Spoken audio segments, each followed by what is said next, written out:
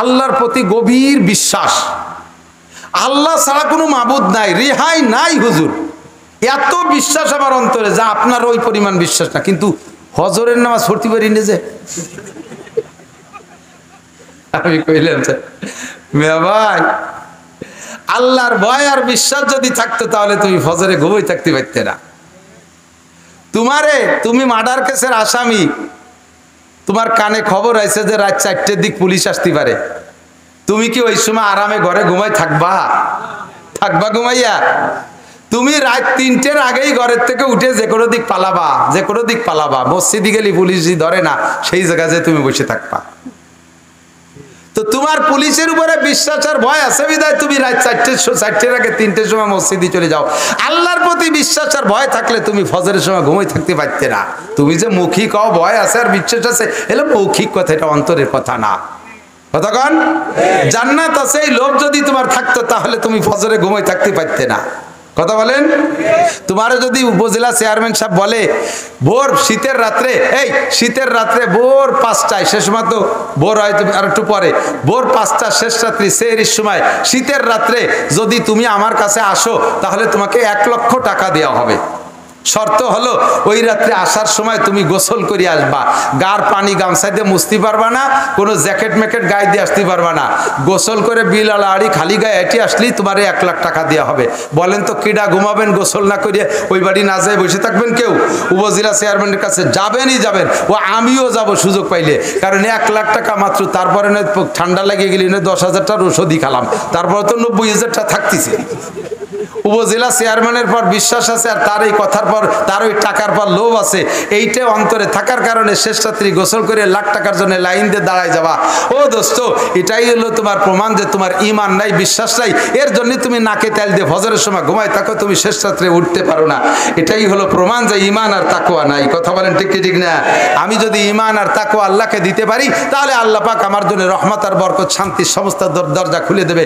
আমরাই তো দেই, নেতারা সামনে থাকে, তাদের তেল মারার জন্য আমরা স্লোগান দেই, বোতল ভাইকে দিলে ভোট, শান্তি পাবে দেশের লোক। ঠিক ঠিক না?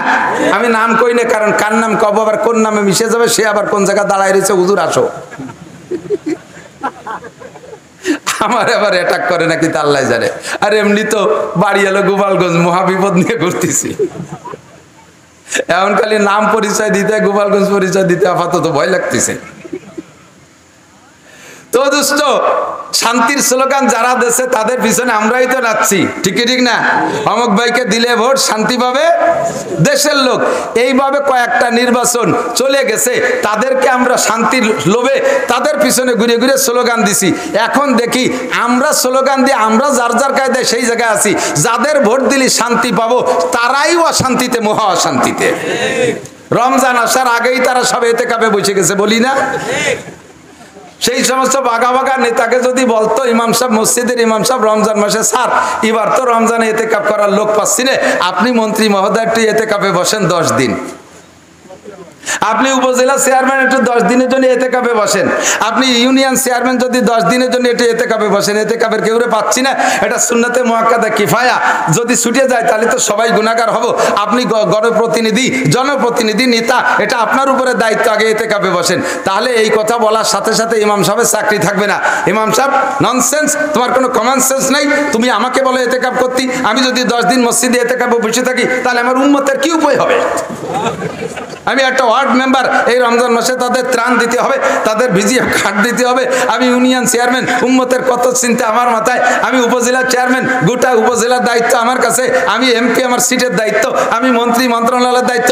আমারে তুমি এতেকাফে বসা দিতে চাও, এটা মোল্লা মুন্সিকে কাম। কিছু ওয়াকেজো, কিছু আথাল কুড়িয়ে বুড়ো, আথাল কুড়িয়ে বুঝো, বুড়ো গরু যেগুলো হাল চাষ করতে পারে তারা তো সক্রিয় গরু, আর কিছু গরু থাকে বেশ বেশ বয়স হয়ে গেছে, ওগুলো আতালে বান্ধা থাকে, কোনো কাম কাজ করে না, ওকে আতাল কুড়িয়ে। প্রায় বাড়ি বাড়ি 2-1টা বুড়ো মানুষ আতাল কুড়িয়েছে, এতেকাফ করবে তারা। তুমি আমি মন্ত্রীকে বলো কেন? আল্লাহ পাক রব্বুল আলামিন বলেন, হে মন্ত্রীরা, হে উপজেলা চেয়ারম্যানরা, এমপি মহোদয়, যদি রমজানের 10টা দিন ইতিকাফ করতি, বছরে একটা চিল্লে যদি আল্লাহর রাস্তায় দিতি, তাহলে রমজান আসার আগে ওয়াসমা তোদেরকে ওই জেলখানার ইতিকাফে বসাই দিতাম না। কথা বলেন ঠিক ঠিক না? তোমাদেরকে ভোট দিয়েছে জনগণ, তোমাদের পিছনে নাচছে জনগণ শান্তির লোভে, আজকে তোমরাই অশান্তিতে। এবং কত বড় অশান্তি, আমি মাঝে মাঝে বলে থাকি, 8টা জান্নাতের ভিতরে শ্রেষ্ঠ জান্নাত ফেরদাউস। শ্রেষ্ঠ জান্নাত কি? ফেরদাউস। 7টা দোজকের মধ্যে শ্রেষ্ঠ দোজক ওয়াইল। শ্রেষ্ঠ দোজক কি? সবচাইতে কঠিন দোজকের নাম ওয়াইল। এই ওয়াইল শ্রেষ্ঠ দোজক আর ফেরদাউস শ্রেষ্ঠ জান্নাত, এই দুইটাতে যাবে কারা? এই ওয়াইল দোজক আর ফেরদাউস জান্নাতের বাসিন্দা কারা হবে? কয় শ্রেষ্ঠ নবী মুহাম্মদুর রাসূলুল্লাহ সাল্লাল্লাহু আলাইহি সাল্লামের উম্মত জান্নাতুল ফেরদাউসে যাবে, অন্য কোন নবীর উম্মত ফেরদাউস জান্নাতে যাবে না। আর উম্মতে মুহাম্মাদি ওয়াইল দোজকে যাবে, অন্য কোন নবীর উম্মত ওয়াইল দোজকে যাবে না। কারণ যারা শান্তিরও সবচাইতে শ্রেষ্ঠ শান্তির দাবিদার অধিকারী হবে, যাদের নামে বরাদ্দ আছে শ্রেষ্ঠ জান্নাত, শ্রেষ্ঠ শান্তি, সেই জাতি যাবে শ্রেষ্ঠ জাহান্নামে। সাধারণ কয়েদি যারা আছেন, আপনারা এলাকায় একটু কিলে মারামারি ঘুষোঘুষি করে টেরে একটু কেসে পড়ে জেলখানা যান, আপনাকে জেলখানা হলো বাড়ির দ্বারে ফরিদপুর। আপনারা সুখ শান্তি এই সমস্ত সালতা নগরকান্দার বাজার দিয়ে, আর আপনাদের জেলখানা ফরিদপুরের জেলখানা। আর যারা সোনারগাঁও হোটেল আর সিরাটন আর বিদেশে বড় বড় দামি দামি হোটেলে আরাম করে আসে, বিদেশি হুর গেলমান নিয়ে, আল্লাহ তাদের জন্য জাহান্নাম জেলখানা রাখছে, সেই রকম সবচাইতে কঠিন সেলের ভিতরে তাদেরকে রাখা হয়। কথা বলেন ঠিক ঠিক না? শান্তি সব শেষ হয়ে গেছে তাদের। এই জন্য আমরা আর মানুষের পিছনে শান্তির স্লোগান দিতে রাজি না। মুখ দে সুবহানাল্লাহিল আযীম। রব্বি শরহ লি সাদরি ওয়া ইয়াসসির লি আমরি ওয়াহলুল উকদাতাম মিন লিসানি ইয়াফকাহু কওলি। রব্বি জিদনি ইলমা। আল্লাহুম্মা আরিনাল হাক্কা হাক্কাও ওয়ারযুকনা ইত্তিবাআহ ওয়া আরিনাল বাতিলা বাতিলাও ওয়ারযুকনা ইজতিনাবাহ। সকলে বলি আমিন। অন্তর থেকে মহব্বতের সাথে নবী আলাইহিস সালাতু ওয়াস সালামের শানে আমরা একবার দুরূদ শরীফ পড়ি। আল্লাহুম্মা সাল্লি আলা মুহাম্মাদিন ওয়া আলা আলি মুহাম্মাদ কামা সাল্লাইতা আলা ইব্রাহিম ওয়া আলা আলি ইব্রাহিম ইন্নাকা হামিদুম মাজিদ। আল্লাহুম্মা বারিক আলা মুহাম্মাদিন ওয়া আলা আলি মুহাম্মাদ কামা বারাকতা আলা ইব্রাহিম ওয়া আলা আলি ইব্রাহিম ইন্নাকা হামিদুম মাজিদ।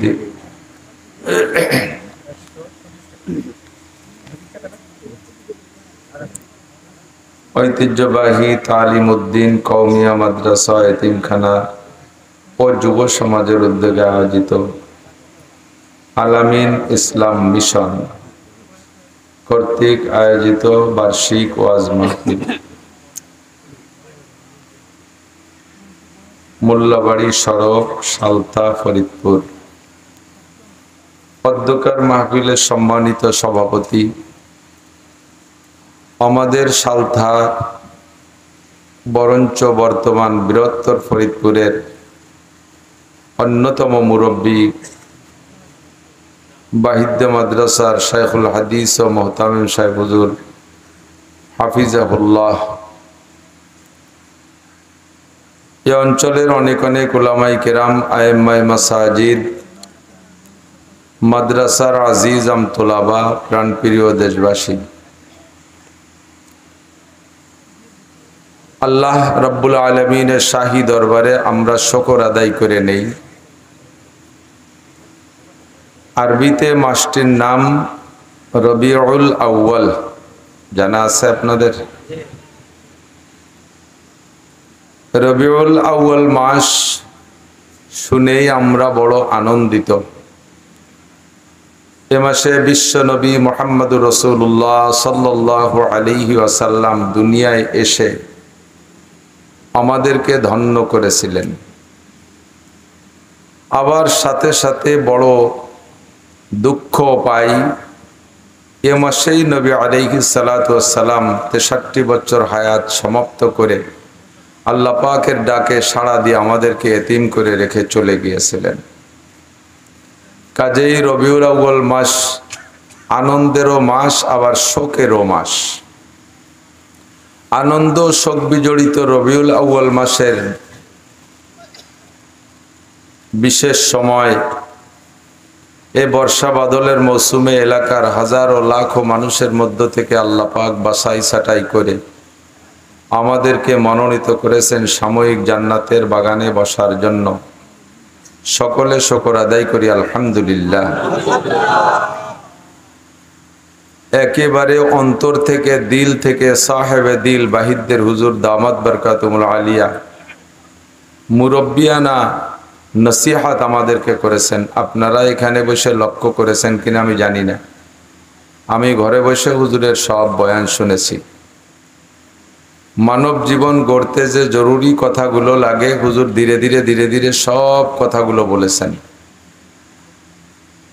এই সব কথাগুলির পর আমল করতে পারলেই জিন্দেগি যথেষ্ট হয়ে যায়। কিন্তু মানুষের স্বভাব হলো ভুলে যাওয়া।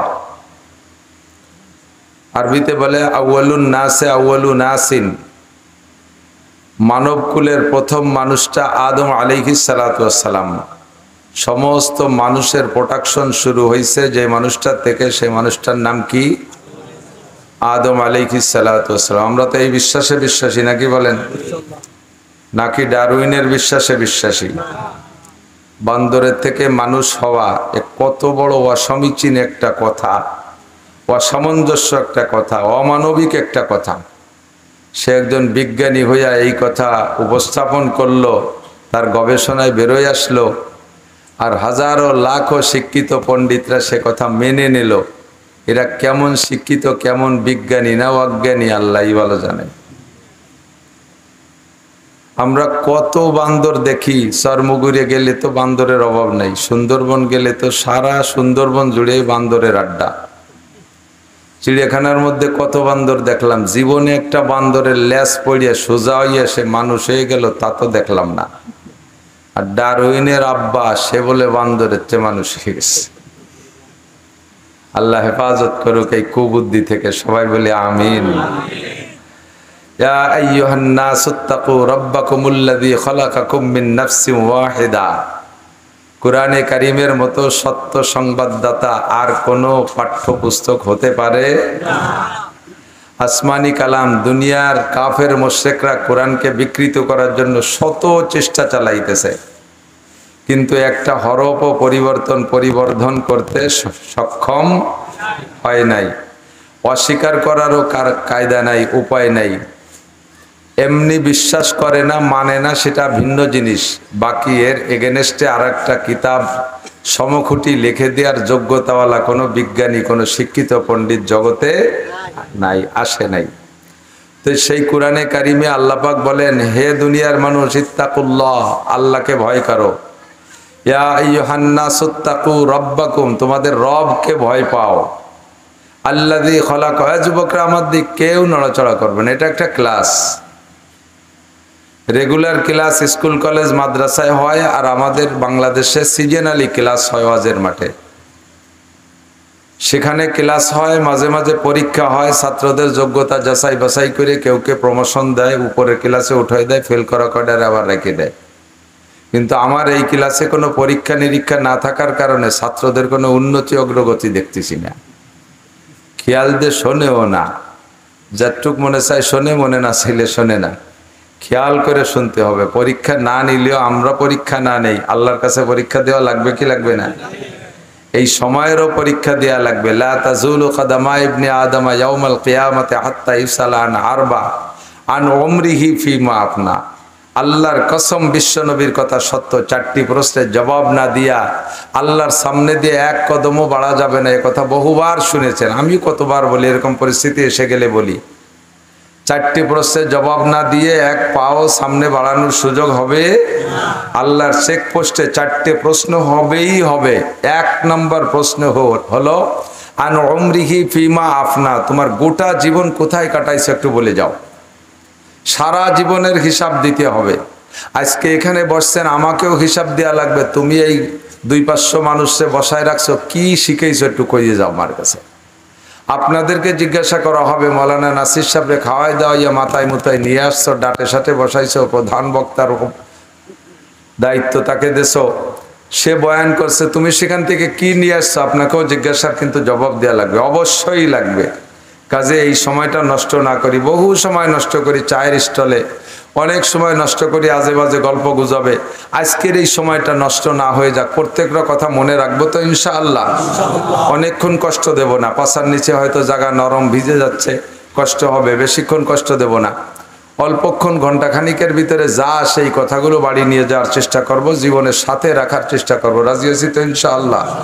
আল্লাহ কা ইত্তাকু রাব্বাকুম, তোমাদের রবকে তোমরা ভয় পাও। আল্লাযী খালাকাকুম মিন নাফসিন ওয়াহিদা, যে আল্লাহ তাআলা তোমাদেরকে এক ব্যক্তি থেকে সৃষ্টি করেছেন। কয়জন? এক ব্যক্তি থেকে সৃষ্টি করেছে। মিন নাফসিন ওয়াহিদা, একটা জাত থেকে তোমাদেরকে সৃষ্টি করেছে। মিন নাফসিন ওয়াহিদা ওয়া খালাকা মিনহা যাওজাহা, সর্বপ্রথম সৃষ্টি পদ্ধতি কি? ওই লোকটা থেকে তার স্ত্রীকেও সৃষ্টি করেছে। আপনারা অনেক অনেক শিক্ষিত পণ্ডিত আছেন, বলতে পারবেন ডিম আগে না মুরগি আগে? তো বড় বেকায়দায় পড়ে গেলাম। ডিম আগে না মুরগি আগে? বলেন তো, মুরগি আগের পক্ষে কারা? একটু কষ্ট করে বেয়াদবি মাফ করবেন, হাত দেখাবেন। ডিম আগে না মুরগি আগে? অনেকে আবার সমন্বয়কের কাতারে চুপ করে রয়েছে। আমলিগ বিএনপি দুই দলে যাক, আমরা মাঝে একদম সমন্বয় করব। ডিম আগে কারা, এর পক্ষে কারা একটু দেখাবেন। ডিম আগে, ডিম আগে না মুরগি আগে? তার ডিম আগের পক্ষে কয়জন? ডিম আগের পক্ষে 10-12 জন, মুরগি আগের পক্ষে বেশ কয়েকজন, কিন্তু ফাঁকে কেউ আতুট হই নেই। দেখি যেদিক যায় সেই দিকের পক্ষে। ইউনুস চাচা যেদিক নেই সেই দিকের পক্ষে। আল্লাহু আকবার। ডিম মুরগি যদি আগে হয়, তাহলে মুরগি তো হয় ডিমের থেকেই। তাহলে সে মুরগিটা হলো কিসের থেকে? সে ডিম না থাকলে ডিম মুরগি আসে কোন জায়গাতে? আবার ডিমও তো মুরগি ছাড়া হয় না। এ কোন বেকায়দায় পড়ে গেল? আল্লাহ পাক রব্বুল আলামিন বলেন, আমি মরা থেকে, সব জীবিতকে মরা থেকে বানাই, সমস্ত জীবিতকে মৃত্যু থেকে তৈরি করি। মানুষ আমরা এখন জীবিত আছি, আমাদেরও সৃষ্টি হয়েছে একটা মরা থেকে। বীর্য মরা জিনিস, মাটি মরা, পানি মরা, আগুন মরা, বাতাস মরা, এই সব মরা থেকে আল্লাহ তাআলা জীবিত মানুষ বানাইছে। কোরআন শরীফের সাক্ষী। আল্লাহ পাক রব্বুল আলামিন বলেন, কুলিল্লাহুম্মা মালিকাল মুলকি তুতিল মুলকা মান তাশা ওয়া তানজিউল মুলকা মিম্মান তাশা ওয়া তুইজ্জু মান তাশা ওয়া তুযিল্লু মান তাশা বিয়াদিকাল খায়র ইন্নাকা আলা কুল্লি শাইইন কাদির তুলিজুল লাইলা ফিন নাহারি ওয়া তুলিজুন নাহারা ফিল লাইল ওয়া তুখরিজুল হাইয়া মিনাল মাইয়িতি। হাই মানে জীবিত, তো এরপরে আবার আছে ওয়া তুখরিজুল মাইয়িতা মিনাল হাই। কিন্তু বলতে যাই আল্লাহ তো বলতে পারতেন, যদি মুরগি আগে হতো তাহলে বুঝতাম আল্লাহ বলতেন ওয়া তুখরিজুল মাইয়িতা মিনাল হাই, আগে এইটুক বলতেন। কিন্তু আগে আল্লাহ তা না বলে কি বলছেন? তুখরিজুল মাইয়িতা মিনাল হাই। মরাকে আল্লাহ তাআলা তুখরিজুল হাইয়া মিনাল মাইয়িতি, জীবিতকে আল্লাহ বানায় মরা থেকে। জীবিতকে বানায় মরা থেকে। ডিম মরা, ডিমে হাঁটতে পারে, ডিমে খাইতে পারে, ডিমে পেশাব পায়খানা করে, ডিম মরা। মুরগি তাজা, তো এই তাজাকে বানাইছে মরা থেকে। এর দ্বারাই প্রমাণ হলো ডিম আগে। কি আগে? ডিম আগে। তো হলো কার থেকে? কেউ ছিল না, সবাইরে যে আল্লাহ তাআলা যে কায়দায় বানাইছে, ডিমটারও সে কায়দায় বানাইছে। ডিমটাকে সংরক্ষিতভাবে, সুরক্ষিতভাবে আল্লাহ তাআলা পাঠাই দিয়েছে। আর জমিনের হিট পাইয়া ডিমটার থেকে একটা বাচ্চা হয়েছে, সেখান থেকে মুরগি তৈরি হয়েছে। দুনিয়ার সিস্টেম হলো নারী আর পুরুষের মিলনের দ্বারা সন্তান হয়, মানুষ পয়দা হয়, এটাই সিস্টেম না? তো সর্বপ্রথম মানুষটা আদম আলাইহিস সালাম, উনার আব্বার নাম কি? আদম আলাইহিস সালামের মায়ের নাম কি? আদম আলাইহিস সালামের আব্বা নাই, তার মা নাই। আল্লাহ তাআলা সর্বপ্রথম আদম আলাইহিস সালাতু ওয়াস সালামকে খলাকাল্লাহু বিয়াদাইহি, আদম আলাইহিস সালামকে আল্লাহ তাআলা নিজ হাত দিয়ে তৈরি করেছেন, আল্লাহর হাত দিয়ে বানাইছে। ফেরেশতাদেরকে বলছে গলার নিচের টুক বানাও, ফেরেশতারা গলার নিচের টুক বানাইছে আদম বানানোর অর্ডার পেয়ে। এবার ফেরেশতারা বললে আল্লাহ আদম কি এইটুকি? আল্লাহ বললেন আদম যদি মানুষ যদি ওইটুকি হবে, তার নিচেই তো তার আসল টুকি তো নাই, স্পিকার কো কথা বলবে কি দিয়ে, হেডলাইট কোন জায়গা, চোখ, তার কানে শুনবে সে কান কো, তারপরে খাবে সে অঙ্গ কো, ইত্যাদি ইত্যাদি সব মিলে সেটুক তো বানাও নাই, আসল টুকি তো বাদ রয়েছে। জি আল্লাহ বলেন সেটুক কিভাবে বানাইতে হবে? আল্লাহ পাক বললেন সেটুক তোমরা পারবা না, ওটুক তোমরা পারবা না, ওটুকির মধ্যে অনেক কারুকার্য আছে। মাথার ভিতরে মগজ থাকবে, একজন মানুষের মগজ এত বড় প্রশস্ত যে মগজটা আগে দেখছেন মনে হয় ক্যাসেটের ফিতে ছিল না, ফিতেই কথা ধরে রাখতো, ক্যাসেট ঘুরতো, ফিতে ঘুরতো আর কথা সাপ্লাই হতো। মানুষের মগজ থেকে ক্যাসেটের ফিতে তৈরি করা হয়েছে। একজন মানুষের মাথার ঘিলু বের করে এটাকে যদি তার মূল পর্দা হিসেবে, এটা পর্দার সমন্বয়, এই পর্দাকে দলা করে এটা মগজ ঘিলুর একটা খান্ডা তৈরি করছে, এটা খুলে যদি ছেড়ে দেওয়া হয়, পাতলা করা হয়, তাহলে একজন মানুষের মগজ এত বড় প্রশস্ত যে সারা পৃথিবীর উপরে সিলিং হয়ে যেতে পারে। এতে কথা ধরে রাখবে, এতে কথা রেকর্ড করবে। এই মগজটা আমার বানাইতে হবে, এটা তোমরা পারবা না। এই মুখমণ্ডলটা তোমরা পারবা না। একই টাইমে কোটি কোটি মানুষ থাকবে পৃথিবীতে, একজনের চেহারার সাথে আর একজনের চেহারা মেলবে না, এই মডেলিংটা তোমরা পারবা না, এটা আমার হাত দিয়ে তৈরি করতে হবে। এজন্য গলার উপরে টুক আল্লাহ তাআলা নিজ হাত দিয়ে তৈরি করেছিলেন। কথা এসে গেলে বলা লাগে, গলার নিচে টুক বানাইছে ফেরেশতারা, এটুকের সম্মান যেমন গলার উপরে টুক বানাইছেন আল্লাহ তাআলা, এটুকের সম্মান কি একরকম হতে পারে? কখনো পারে না। যেটুকের ভিতরে আল্লাহ পাক নিজে হাত দিয়েছেন সেটুকের মর্যাদা আল্লাহ একটু বেশি দিয়ে রেখেছেন। যে জিনিসটা আমার কাছে অর্জন হয় বিনা পরিশ্রমে, ওই জিনিসের মর্যাদা আর যেটা বানাইতে যেটার উপরে আমার পরিশ্রম আছে ওইটার মর্যাদা আমার কাছে একরকম না। মাঝে মাঝে উদাহরণে বলি, যুবক বৈশা বৈশা দামি একটা শাল চাদর দিয়ে স্যান্ডেল পরিষ্কার করে, স্যান্ডেল জোড়ার বয়স 3.5 থেকে 4 বছর, তার মূল বডি নাই, মুসির দোকানে নিয়ে পাল্টাই নিয়ে সামলাই দিয়ে তার স্যান্ডেল হয়ে গেছে, সে আসল ফিগার নাই। তারপরও কি মোহাব্বত, সেই স্যান্ডেলটা মালিশ করতেছে 12-13 হাজার টাকা দামে শাল দিয়ে। জিজ্ঞেস করা হলো, এই এত দামি শাল দিয়ে স্যান্ডেল মুছিস, শাল কার আর স্যান্ডেল কার?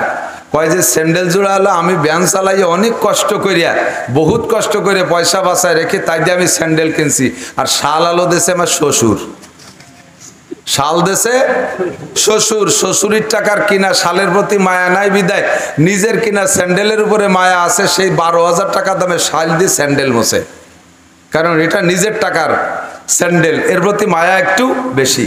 আসমান বানাইছে আল্লাহ তাআলা কোন শব্দ দিয়া, জমিন বানাইছে আল্লাহ কোন শব্দ দিয়া, চন্দ্র সূর্য বানাইছে আল্লাহ কোন শব্দ দিয়া, সব ফেরেশতা বানাইছে কোন শব্দ দিয়া, জিন বানাইছে আল্লাহ কোন শব্দের মাধ্যমে, কোন মানে হয়ে যাও। আর এই একটা একটা শব্দ বলছে, সবগুলো হয়ে গেছে। এদের সারা জগতে যত সৃষ্টি আছে সমস্ত সৃষ্টি মিলাইয়া সকলের উপরে আল্লাহর যতটুক মায়া, সাধারণ একজন মূর্খ মানুষের মাথার উপরে আল্লাহ তাআলার মায়া তার চাইতে লাখ কোটি গুণ বেশি। কারণ এইটুক বানাইছে আল্লাহ তাআলা নিজ হাত দিয়ে, যার উপরে আল্লাহর হাতের ছোঁয়া আছে তার উপরে আল্লাহর মায়া বেশি। এই জন্য নবী আলাইহিস সালাম বলেন, যদি তোমরা কখনো কোনো মানুষের উপরে রেগে যাও, কাহারও উপরে রেগে যাও, কেউকে মারতে চাও, প্রহার করার দরকার হয়, তাহলে তাকে মারবা গলার নিচে যেটুক ফেরেশতারা বানাইছে ওটুকে মারিয়ে শেষি বেলায় দাও, আল্লাহ যেটুক আদ্যে বানাইছে ও জায়গা মার দিও না। এই জন্য মাথায় মারবা না, মুখে মারবা না, কান ধরে টান দিবা না, দাঁত মুখ ভেঙে ফেলাই দিবা না, এই জায়গা মারবা না। কিন্তু আমরা সম্পূর্ণ উল্টো করি, পয়লা বক্সিংটা নাক জড়াইয়া নাক বসকায় ফেলি। বাচ্চা কাচ্চারে থাপ্পড় দিতে গেলে মাথায় দেয়, কান জড়াই দেয়, মুখের উপরে গালের উপরে থাপ্পড় মারি। যে জায়গা মারতে নিষেধ করছে সেই জায়গা আগে মারি। লাঠি দিয়ে বাড়ি দিলে, আপনাদের এলাকায় তো বাড়ি বাড়ি হয় না, আন্তর্জাতিক খ্যাতি সম্পূর্ণ সালতানগর কান্দা। এ জায়গার মানুষ হেসাক ধরায় কাইজি পারে, মহিলারা ছাই উড়ে। সুবহানাল্লাহ, কি বিল্লাহ, একটু নাউজুবিল্লাহ। তো পয়লা মাইডটা কোন জায়গা দেন আপনারা? মাথা ফেলাই দিতে পারলে আর এদিক ওদিক চাই না, কথা কোন ঠিক না? আল্লাহু আকবার। তো আদম আলাইহিস সালাতু ওয়াস সালামকে আল্লাহ বড় মোহাব্বতের সাথে, মানে উস্তাদ যারা আছেন, মাদ্রাসার শিক্ষক বা স্কুলের শিক্ষক যারা আছেন, তাদেরকে একটা সবক দিয়ে দেই কথার ভিতর দিয়ে, একটু মনে রাখবেন। পরে কথার দিকে যাচ্ছি, কষ্ট হচ্ছে না তো? উস্তাদরা মারতে গেলে কান ধরে টাইনি উঠে ছাত্রদেরকে, কানে মারবেন না। কানের সম্পর্ক ভিতরে ব্রেনের দিকে, মাথার কাঁধের পিছনের দিকে থাপ্পড় মারবেন না। বিজ্ঞানীদের কাছে শুনে দেখেন, মানুষের মগজের পাওয়ার থাকে মাথার পিছনের দিকে। ও জায়গা যদি থাপ্পড় দেয় তখন মাথা খারাপ হয়ে যায়। ধীরে ধীরে মাথায় মারতে মারতে ছেলেটা ভালো ব্রেনই ছিল, মাথাটা নষ্ট হয়ে যাবে, ব্রেন খারাপ হয়ে যাবে। আর রাতের বেলায় ঘুম থেকে উঠানোর জন্য ধরেই কান ধরে হাত ধরে টান দিয়ে উঠবেন না। মাদ্রাসার শিক্ষকরা এ ব্যাপারে চরম অন্যায় করে, ভুল করে জায়গায় জায়গায়। শেষ রাত্রে বাচ্চারা যদি ডাকলে না ওঠে, ধরে কান ধরে টান দিয়ে উঠে ফেলাই দেয়। ওই ছেলেটা হতভম্ব হয়ে যায়। মানুষ যখন ঘুমায় তখন তার ভিতরে রুহু থাকে। রুহু একটা মেশিন আল্লাহ তাআলা তৈরি করে রেখেছেন, রুহু ভিতরে থাকে। রুহু থাকার কারণে মানুষ বিভোরে ঘুমাচ্ছে, ও একেবারে অনায়াসে ঘুমাচ্ছে, দুনিয়ার কোনো খবর নাই, অথচ মেশিনটা চালু রয়েছে, সে জীবিত রয়েছে, ঠিক না? একজন মানুষের সাথে দুইটা জিনিস থাকলে মানুষটা মানুষও থাকে, আর সাথে মানুষটার হুশ জ্ঞানও থাকে। সেটা হলো 1 নম্বরে রুহু, 2 নম্বরে নফস। রুহু আর নফস, নফসকে আমরা বাংলায় আত্মা বলি। এই রুহুটায় মানুষকে জীবিত রাখে আর আত্মাটায় মানুষকে হুশ রাখে। মানুষ যখন ঘুম হয়ে যায় তখন রুহু ভিতরে থাকার কারণে সে জীবিত থাকে। বাকি ঘুমানোর সাথে সাথে প্রত্যেকটা মানুষের আত্মা নফস ভিতরে থাকে না, ও সফর করে। এই সফর করতে করতে আমেরিকা চলে যায়, জাপান চলে যায়, ও ঘুরে ঘুরে বিশ্বের যেখানে যা দেখে ওখান থেকে রুহের উপরে ফোকাস করে, ওইটাই তার স্বপ্ন।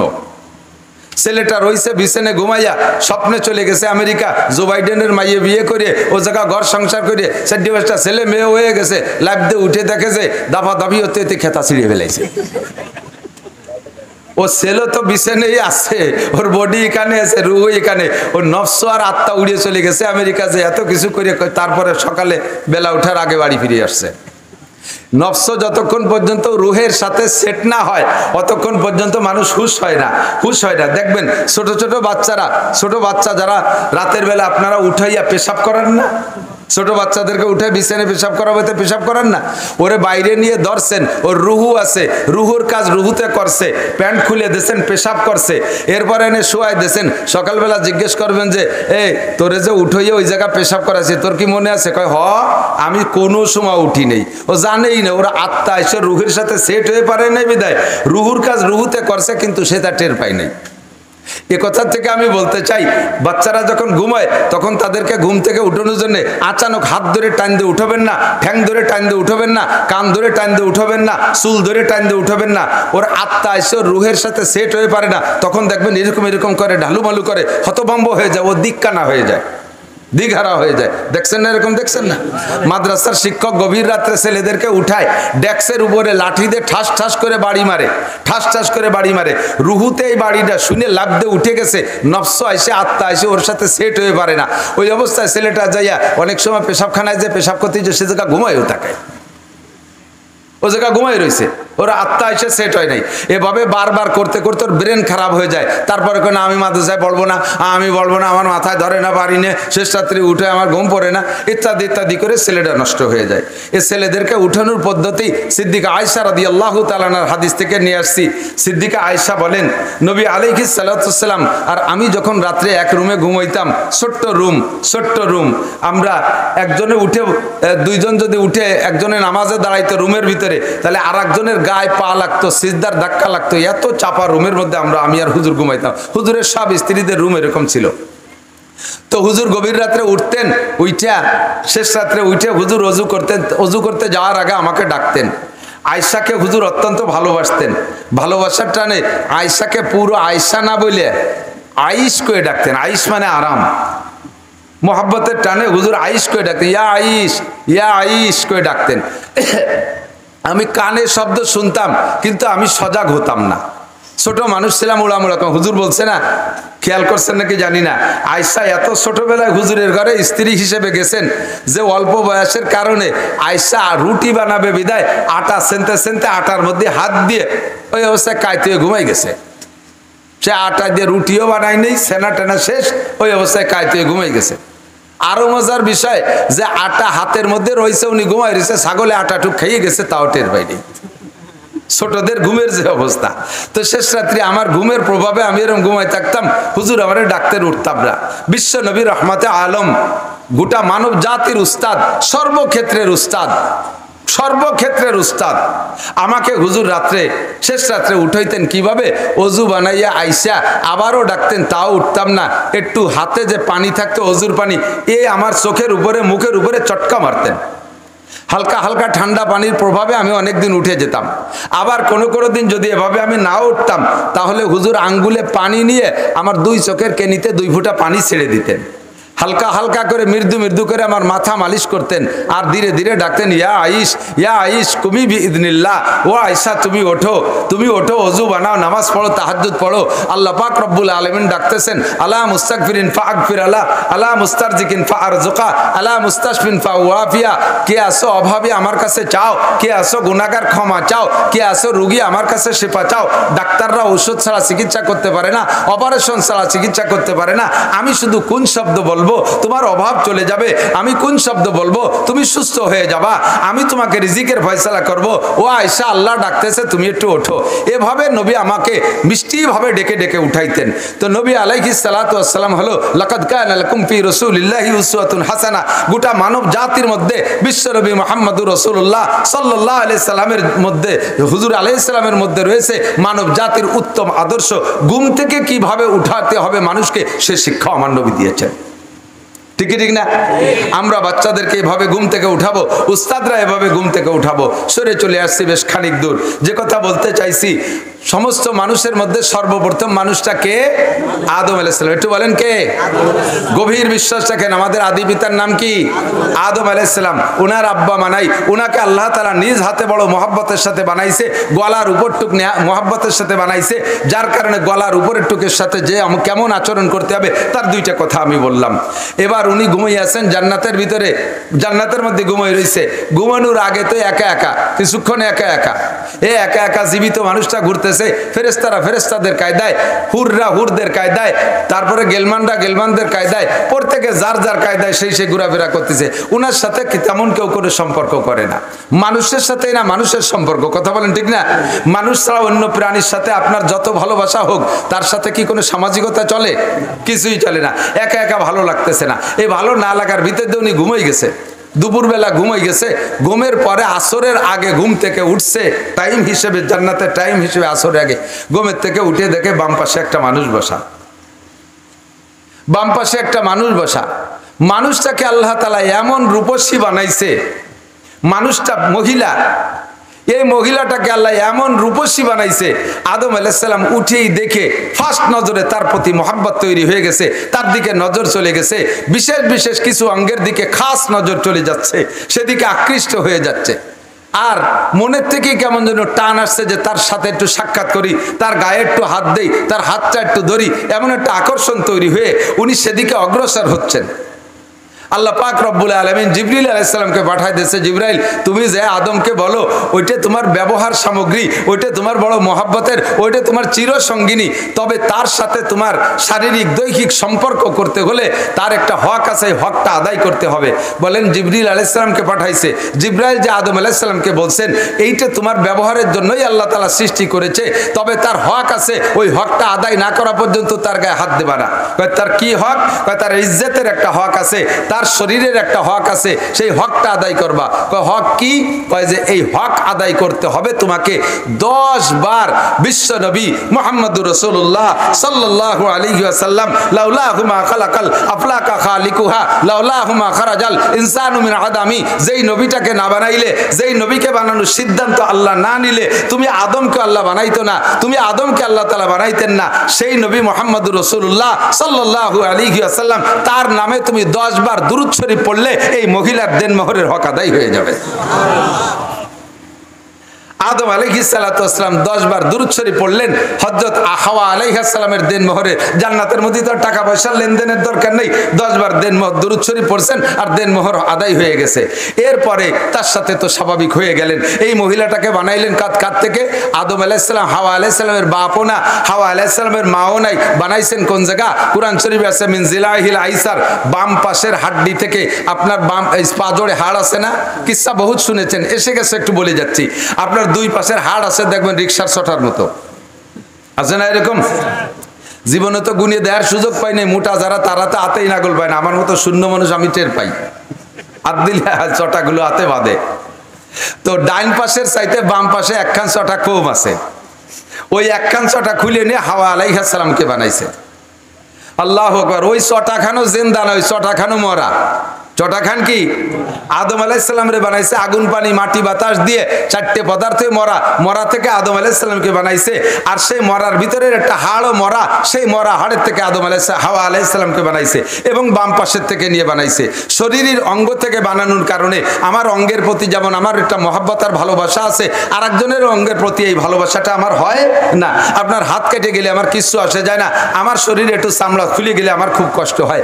এই জন্য শরীরের অঙ্গ থেকে বানাইছে যাতে স্বামী স্ত্রী দুইজনের ভিতরে আঙ্গিক সম্পর্কের মতো মহব্বত আর ভালোবাসা পয়দা হয়। এরপরে সেখান থেকে আল্লাহ পাক রব্বুল আলামিন বলেন মিন নাফসিন ওয়াহিদাতিন ওয়া খালাকা মিনহা যাওজাহা ওয়া বাত্তা মিনহুমা রিজালান কাসীরা ওয়া নিসা। এখান থেকে শুরু হয়ে গেল প্রোডাকশন। কি পরিমাণ বানাইছেন আল্লাহ! সেই আদম থেকে নিয়ে পর্যন্ত কত মানুষ চলে গেছে, এর সংখ্যা কাহারও কোনো বিশ্বকোষে লেখা নাই কত মানুষ দুনিয়ার থেকে চলে গেছে। আবার এখনো 800 কোটি মানুষ দুনিয়ায় আছে। আবার কত কোটি মানুষ দুনিয়ায় আসবে তার ঠিক নাই। আমরা মনে মনে ভাবি যে দুনিয়া মনে আর বেশি দিন থাকতেছে না, অল্প দিন পরে কিয়ামতে ধ্বংস হয়ে যাবে। তাও দেরি আছে। একেবারে কোরআন শরীফ ছুঁয়ে আমি 100 বার কসম খেয়ে বলতে পারি, এখানে যারা বসা আছেন ছোট থেকে ছোট, বুড়ো থেকে বুড়ো, আমরা এই কয়জন আসল যে কিয়ামত, এই কিয়ামত আমরা দেখব না ইনশাআল্লাহ। অবশ্যই দেখব না। আমাদের সামনে কিয়ামত হবে না, কারণ কিয়ামত হওয়ার আগে যে সমস্ত কিসসা কাহিনী সব বাকি রয়ে গেছে। বড় বড় 10টা ঘটনা বাকি রয়ে গেছে। এই সব ঘটনা ঘটে যাওয়ার পরে পূর্ব আকাশ থেকে পশ্চিম আকাশ থেকে সূর্য উদয় হবে, মাঝ আকাশ পর্যন্ত আসবে, আবার ওই সূর্যটা পশ্চিম আকাশে অস্ত যাবে। বলা হয় সেই সূর্য ব্যাক করারও 120 বছর পরে কিয়ামত হবে। ওইটাও নির্দিষ্ট না, আনুমানিক 120 বছর পরে। আর এই জায়গা যারা বসা আছি 120 বছর আর সামনে বাঁচবো কোনো জানা আছে? কোনো গ্যারান্টি আছে? আরে আজকেই মরে যেতে পারি, কথা বলেন ঠিক ঠিক না? আর যারা ছোট থেকে ছোট 5-6 বছরে পোলা বানাইছে বসছে, অবশ্যই তার 120 বছরে জামানায় হায়াত পাবে না। কাজে আমি গ্যারান্টি দিয়ে বলতে পারি ওই কিয়ামত আমরা দেখব না। ও দোস্ত, এই কিয়ামত পর্যন্ত কোটি কোটি মানুষ হবে। সব মানুষের গোড়া একটা মানুষ, আদম আলাইহিস সালাতু ওয়াস সালাম। ওই মানুষটা কলেজে পড়ে না, ওই মানুষটা বিশ্ববিদ্যালয়ে পড়ে না, ওই মানুষটা কোনো মাদ্রাসায় পড়ে না, দুনিয়ার কোনো মাদ্রাসায় পড়ে না, ওই মানুষটা কোনো দুনিয়ার সাধারণ মানুষ না। আল্লাহ পাক রব্বুল আলামিন সৃষ্টি করে গোটা মানব জাতির রূহকে এক জায়গা করে আদম আলাইহিস সালামকে বাছাই করে উনাকে নবুয়তি শিক্ষা দিয়া, আসমানি কিতাব শিক্ষা দিয়া, 104 খানা আসমানি কিতাবের ইলম শিক্ষা দিয়া আল্লাহ তাআলা তাকে দুনিয়ায় পাঠিয়েছেন। বলি না সুবহানাল্লাহ। আমাদের আব্বাজির নাম আদম আলাইহিস সালাম। বলেন আব্বাজির নাম কি? আদম আলাইহিস সালাম। বান্দর আমাদের আব্বা ঠিক কি ঠিক না? বান্দর আমাদের আব্বা না। তো আমাদের আব্বা যে আদম আলাইহিস সালাতু ওয়াস সালাম থেকে শুরু হইয়া সর্বশেষ মানুষটা বিশ্বনবী মুহাম্মদুর রাসূলুল্লাহ, নবুয়তি সিরিয়ালে শেষ নবী মুহাম্মদুর রাসূলুল্লাহ। মুহাম্মদুর রাসূলুল্লাহর পরে আর কোন নবী আসবে? জোর হলো না? নগরকান্দার থেকে শুরু হইতে হবে, সালতার থেকে শুরু হইতে হবে। ইনশাআল্লাহ এই এলাকায় কোনো কাদিয়ানি ফিতনা থাকতে পারবে না, পারবে না। সমন্বয়ের বাংলাদেশ চলতেছে, সমন্বয়ের বাংলাদেশ চলতেছে, সংশোধনের বাংলাদেশ চলতেছে, সংস্কারের বাংলাদেশ চলতেছে। বর্তমান সরকারের উপদেষ্টা মণ্ডলী যারা, তারা বিভিন্ন সেক্টরে সংস্করণ করতেছে। যেখানে যে ত্রুটি বিগত আলারা করে রেখে গেছে, যে বিগত আলারা করে রেখে গেছে সংবিধানের ভুল, সবগুলোকে সংস্করণ করে সাইজ করতেছে। কাজেই এই মুহূর্তে সংখ্যাগরিষ্ঠ মুসলিম কান্ট্রি বাংলাদেশের লক্ষ কোটি জনতার পক্ষ থেকে মাননীয় প্রধান উপদেষ্টার কাছে এবং উপদেষ্টা মণ্ডলীদের কাছে আমাদের মনে প্রাণের একটা প্রস্তাব, একটা দাবি, আপনারা সংস্করণ করবেন। বাংলাদেশে থাকবে বহুজাতিক মানুষের বাংলাদেশ। এর ভিতরে মুসলমান থাকবে, হিন্দুরা থাকবে, খ্রিস্টানরা থাকবে, বুদ্ধরা থাকবে, কাফেরও থাকবে, ইহুদি থাকবে, নাসারা থাকবে, সবাই থাকবে, কাদিয়ানিরাও থাকবে, সবাই থাকবে। তবে যার যার নিজ নিজ ব্যানারে পরিচয় দিয়ে থাকবে। কথা বলুন ঠিক ঠিক না? মুসলমানের ব্যানারে থাকবে, মুসলমানের ব্যানারে কোনো অমুসলমান থাকতে পারবে না। কাদিয়ানি গ্রুপ এরা নিজেদের পরিচয় দেয় কয় আহমাদি মুসলিম জামাত। আহমাদি মুসলিম জামাত আপনারা জানেন কি জানেন না জানি না, তাদের নবী দাবি করে তারা গোলাম আহমদ কাদিয়ানিকে। ও কি সত্য না মিথ্যা? ও মোমেন না কাফের? আমার নবীর এগেনস্টে, আমার আল্লাহর এগেনস্টে যদি কেউ খুদাই দাবি করে সেও যেমন কাফের। আমার আল্লাহ, আমার নবীর এগেনস্টে আরেকজন যদি নবী দাবি করে সেও কাফের। আর তাকে যারা নবী মানবে তারাও কাফের। আর এই কাফের রে, এই কাদিয়ানিকে যারা কাফের বলতে লজ্জা পাবে, কাফের বলতে ভয় পাবে, কাফের স্বীকৃতি দিতে এলোমেলো করবে, তারাও কাফের। তাদেরকে কাফের বলার স্লোগানের সময় যারা মুখ বন্ধ করে রাখবে তাদের ইমানের মধ্যে ত্রুটি আছে। বিগত সরকার, বিএনপি সরকারের কাছেও দাবি জানাইতাম আমরা, আমলিক সরকারের কাছেও দাবি জানাইছি, কাদিয়ানীদেরকে বাংলাদেশে বসবাস করবে না তা না, তাদের থাকতে নিষেধ করি না, তারা থাকবে। তবে তাদের কাফের ব্যানারের অধীনে থাকবে, তারা মুসলিম জামাতের অধীনে থাকতে পারবে। যেহেতু সংস্কারের যুগ চলতেছে, মিডিয়ার মাধ্যমে পাঠায় দেব সংস্করণ। যারা আছেন উপদেষ্টা মণ্ডলী, এখানে আপনারা সংস্করণ করবেন। বাংলাদেশে কোনো কাদিয়ানি মুসলমানের নামে থাকতে পারবে না, তারা কাফেরের নামে থাকবে, তাদেরকে কাফের ঘোষণা দিতে হবে। কথা বলুন ঠিক ঠিক না? আমাদের নবী মুহাম্মাদুর রাসূলুল্লাহ সাল্লাল্লাহু আলাইহি ওয়াসাল্লাম, আমার নবী নিজেই বলেন আনা খাতামুন নবিয়্যিন লা নাবিয়্যা বাদি, আমি শেষ নবী, আমার পরে আর কোনো নবী আসবে না, আর কোনো নবীর দরকারও হবে না। ঠিক কি ঠিক না? আমার নবী এসেছিলেন এই মাসে, আমার নবী চলে গেছেন এই মাসে।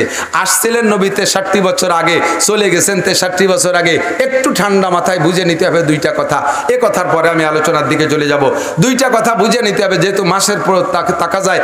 আর তো আপনাদের এলাকায় 12ই রবিউল আউয়ালের আগে আমি ফিল পাচ্ছি না, কাজেই আজকে বলবো, কেউ বেখেয়াল হবেন না। দুইটা কথা, একটা হলো একটা লোক জন্ম নেছে যে টাইমে 63 বছর আগে জন্ম নেছে, তার জন্মের দিনটা বড় আনন্দের ছিল। বিশেষ করে যদি কোনো ফ্যামিলিতে শুধু কন্যা সন্তান হয়, 4-5টা মেয়ে হয়েছে, 4-5টা মেয়ে হওয়ার পরে তাও তা আবার কালা কালা মেয়ে হয়েছে, বাপে পরপরে গুটি খানিক মাইয়ে দেখিয়ে মনটা খুব খারাপ, স্ত্রীর সাথে কথাই কয় না। হঠাৎ করে শেষবার অতর্কিতভাবে আল্লাহ তাআলা আবার একটা বাচ্চা দিয়ে ফেলেছে। এই বাচ্চাটা পুত্র সন্তান, এই বাচ্চাটা পুত্র সন্তান, চেহারাটা একেবারে উজ্জ্বল, চাঁদের মতো ফুটফুটে। এই 6টা মাইয়ে যে আগে কালা হয়েছে, তাদের পর যে অসন্তুষ্ট ছিল সব মুছে যাবে, সব ধুয়ে যাবে একটা নেককার এরকম সুদর্শন পুত্র সন্তান দেখে। ঠিক না? কত খুশি সে, খুশি তার বউ খুশি, পুরো তার বোনগুলো, তা কি বলা হয়, সে বাচ্চাটার বোনরা খুশি, বাড়ির সবাই খুশি। এই তার জন্মদিনে একটা মহা আনন্দ হয়েছে। তারপরের থেকে নিয়ে প্রত্যেক বছর তার জন্মদিন উপলক্ষে একটা কেক কাটাকাটিও বাঙালিরা করে থাকে। এটা যদিও কুপ্রথা, একটা আনন্দ করে থাকে। এভাবে চলছে তার জীবন ভরে। হঠাৎ করে লোকটা মারা গেছে, যুবকটা, যখন তার বয়স হয়েছে 26, 27, 28, টলমলে যুবক, দেখতে তো সেরকম নায়ক। গ্যাঞ্জাম ফাসাদ, গন্ডগোল ফাসাদের ভিতরে যুবকটা মারা গেছে। বলেন তো, তার এই 28 বছর পর্যন্ত তার মা বাপ যে পরিমাণ আনন্দ পেয়েছিল, স্বাদ পেয়েছিল, উপভোগ করছে আনন্দ, তার এই 27-28 বছরের সমস্ত আনন্দ আজকে ছেলেটা ওই যৌবনকালে, ভরা যৌবনে ছেলেটা মারা গেলে তার সারা জীবনের সমস্ত আনন্দকে শেষ করে দিয়েছে না? বাকি জীবনে ওই আব্বা মা আর যতদিন বেঁচে থাকবে, ওই ছেলেটার জন্মদিন উপলক্ষে কি আর কেক কাটবে, নাকি মৃত্যুদিন উপলক্ষে তার শোক পালন করবে? মৃত্যুদিন উপলক্ষে তার শোক পালন করবে, তার জন্মদিনের আনন্দ শেষ হয়ে গেছে। ঠিক কি ঠিক না? আমার নবী, আপনার নবী, বিশ্ব নবী মুহাম্মদুর রাসূলুল্লাহ জন্ম নিয়েছিলেন ধরে নিলাম 12ই রবিউল আউয়াল। 63 বছর আগে তার জন্মের সময় সারাটা দুনিয়া আনন্দে আনন্দিত ছিল।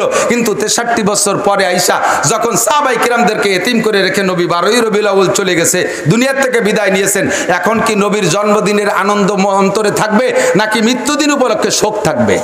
মৃত্যুদিন উপলক্ষে শোক থাকবে। ঠিক ঠিক না?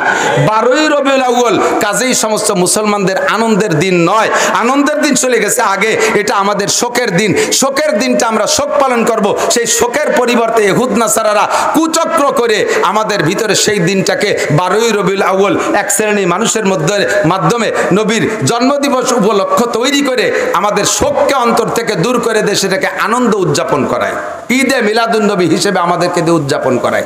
এটা আমাদের নবীর সাথে বেয়াদবি ছাড়া আর কিছুই না। কাজেই 12ই রবিউল আউয়াল সামনে আসলে আমরা এই দিন দুরুদ পড়বো, বেশি নবীর সামনে দুরুদ ও সালাম পড়বো, আমরা সোয়াব রেসানি করবো, ঠিক আছে না ইনশাআল্লাহ?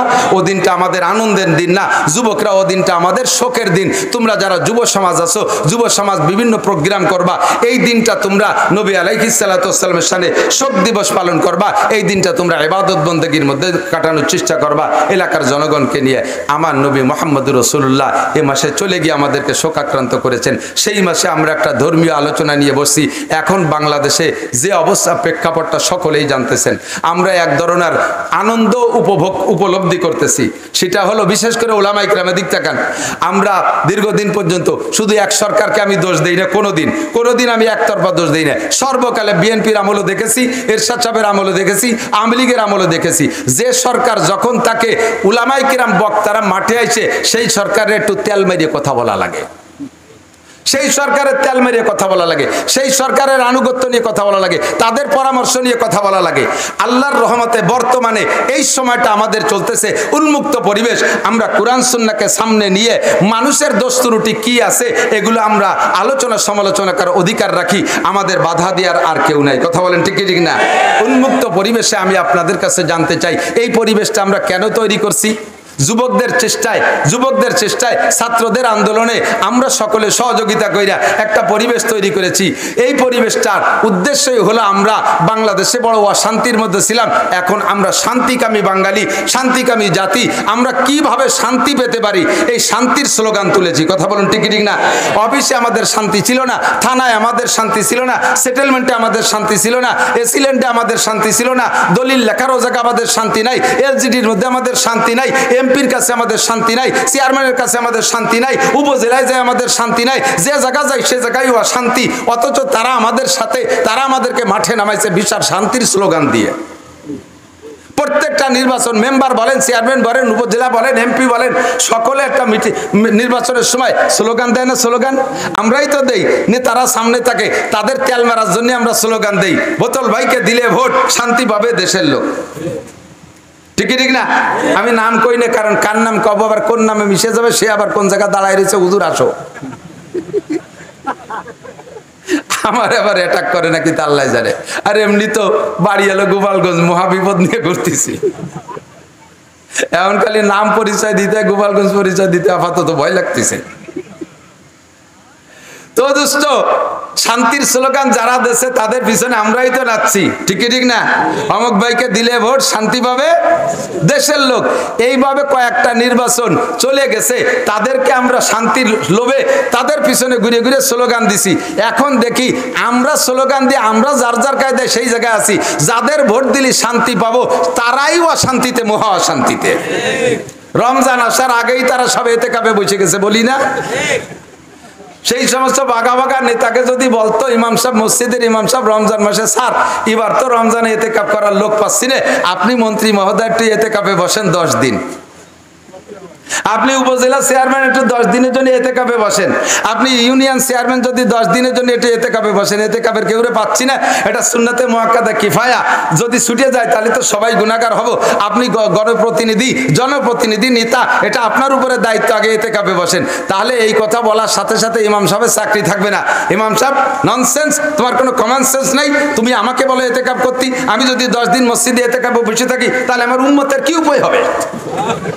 আমি একটা ওয়ার্ড মেম্বার, এই রমজান মাসে তাদের ত্রাণ দিতে হবে, তাদের ভিজিএ কার্ড দিতে হবে, আমি ইউনিয়ন চেয়ারম্যান, উম্মতের কত চিন্তা আমার মাথায়, আমি উপজেলা চেয়ারম্যান, গোটা উপজেলার দায়িত্ব আমার কাছে, আমি এমপি, আমার সিটের দায়িত্ব, আমি মন্ত্রী, মন্ত্রণালয়ের দায়িত্ব, আমারে তুমি এতেকাফে বসা দিতে চাও, এটা মোল্লা মুন্সিকে কাম। কিছু ওয়াকেজো, কিছু আথাল কুড়িয়ে বুড়ো, আথাল কুড়িয়ে বুঝো, বুড়ো গরু যেগুলো হাল চাষ করতে পারে তারা তো সক্রিয় গরু, আর কিছু গরু থাকে বেশ বেশ বয়স হয়ে গেছে, ওগুলো আতালে বান্ধা থাকে, কোনো কাম কাজ করে না, ওকে আতাল কুড়িয়ে।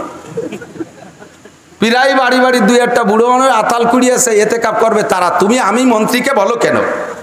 আল্লাহ পাক রব্বুল আলামিন বলেন, হে মন্ত্রীরা, হে উপজেলা চেয়ারম্যানরা, এমপি মহোদয়, যদি রমজানের 10টা দিন এতেকাপ করতি, বছরে একটা চিল্লে যদি আল্লাহর রাস্তায় দিতি, তাহলে রমজান আসার আগে ওয়াসমা তোদেরকে ওই জেলখানার এতেকাপে বসাই দিতাম না।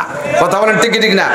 তোমাদেরকে ভোট দিয়েছে জনগণ, তোমাদের পিছনে নাচছে জনগণ শান্তির লোভে, আজকে তোমরাই অশান্তিতে। এবং কত বড় অশান্তি, আমি মাঝে মাঝে বলে থাকি, 8টা জান্নাতের ভিতরে শ্রেষ্ঠ জান্নাত ফেরদাউস। শ্রেষ্ঠ জান্নাত কি? ফেরদাউস। 7টা দোজকের মধ্যে শ্রেষ্ঠ দোজক ওয়াইল। শ্রেষ্ঠ দোজক কি? সবচাইতে কঠিন দোজকের নাম ওয়াইল। এই ওয়াইল শ্রেষ্ঠ দোজক আর ফেরদাউস শ্রেষ্ঠ জান্নাত, এই দুইটাতে যাবে কারা? এই ওয়াইল দোজক আর ফেরদাউস জান্নাতের বাসিন্দা কারা হবে? কয় শ্রেষ্ঠ নবী মুহাম্মদুর রাসূলুল্লাহ সাল্লাল্লাহু আলাইহি সাল্লামের উম্মত জান্নাতুল ফেরদাউসে যাবে, অন্য কোন নবীর উম্মত ফেরদাউস জান্নাতে যাবে না। আর উম্মতে মুহাম্মাদি ওয়াইল দোজকে যাবে, অন্য কোন নবীর উম্মত ওয়াইল দোজকে যাবে না।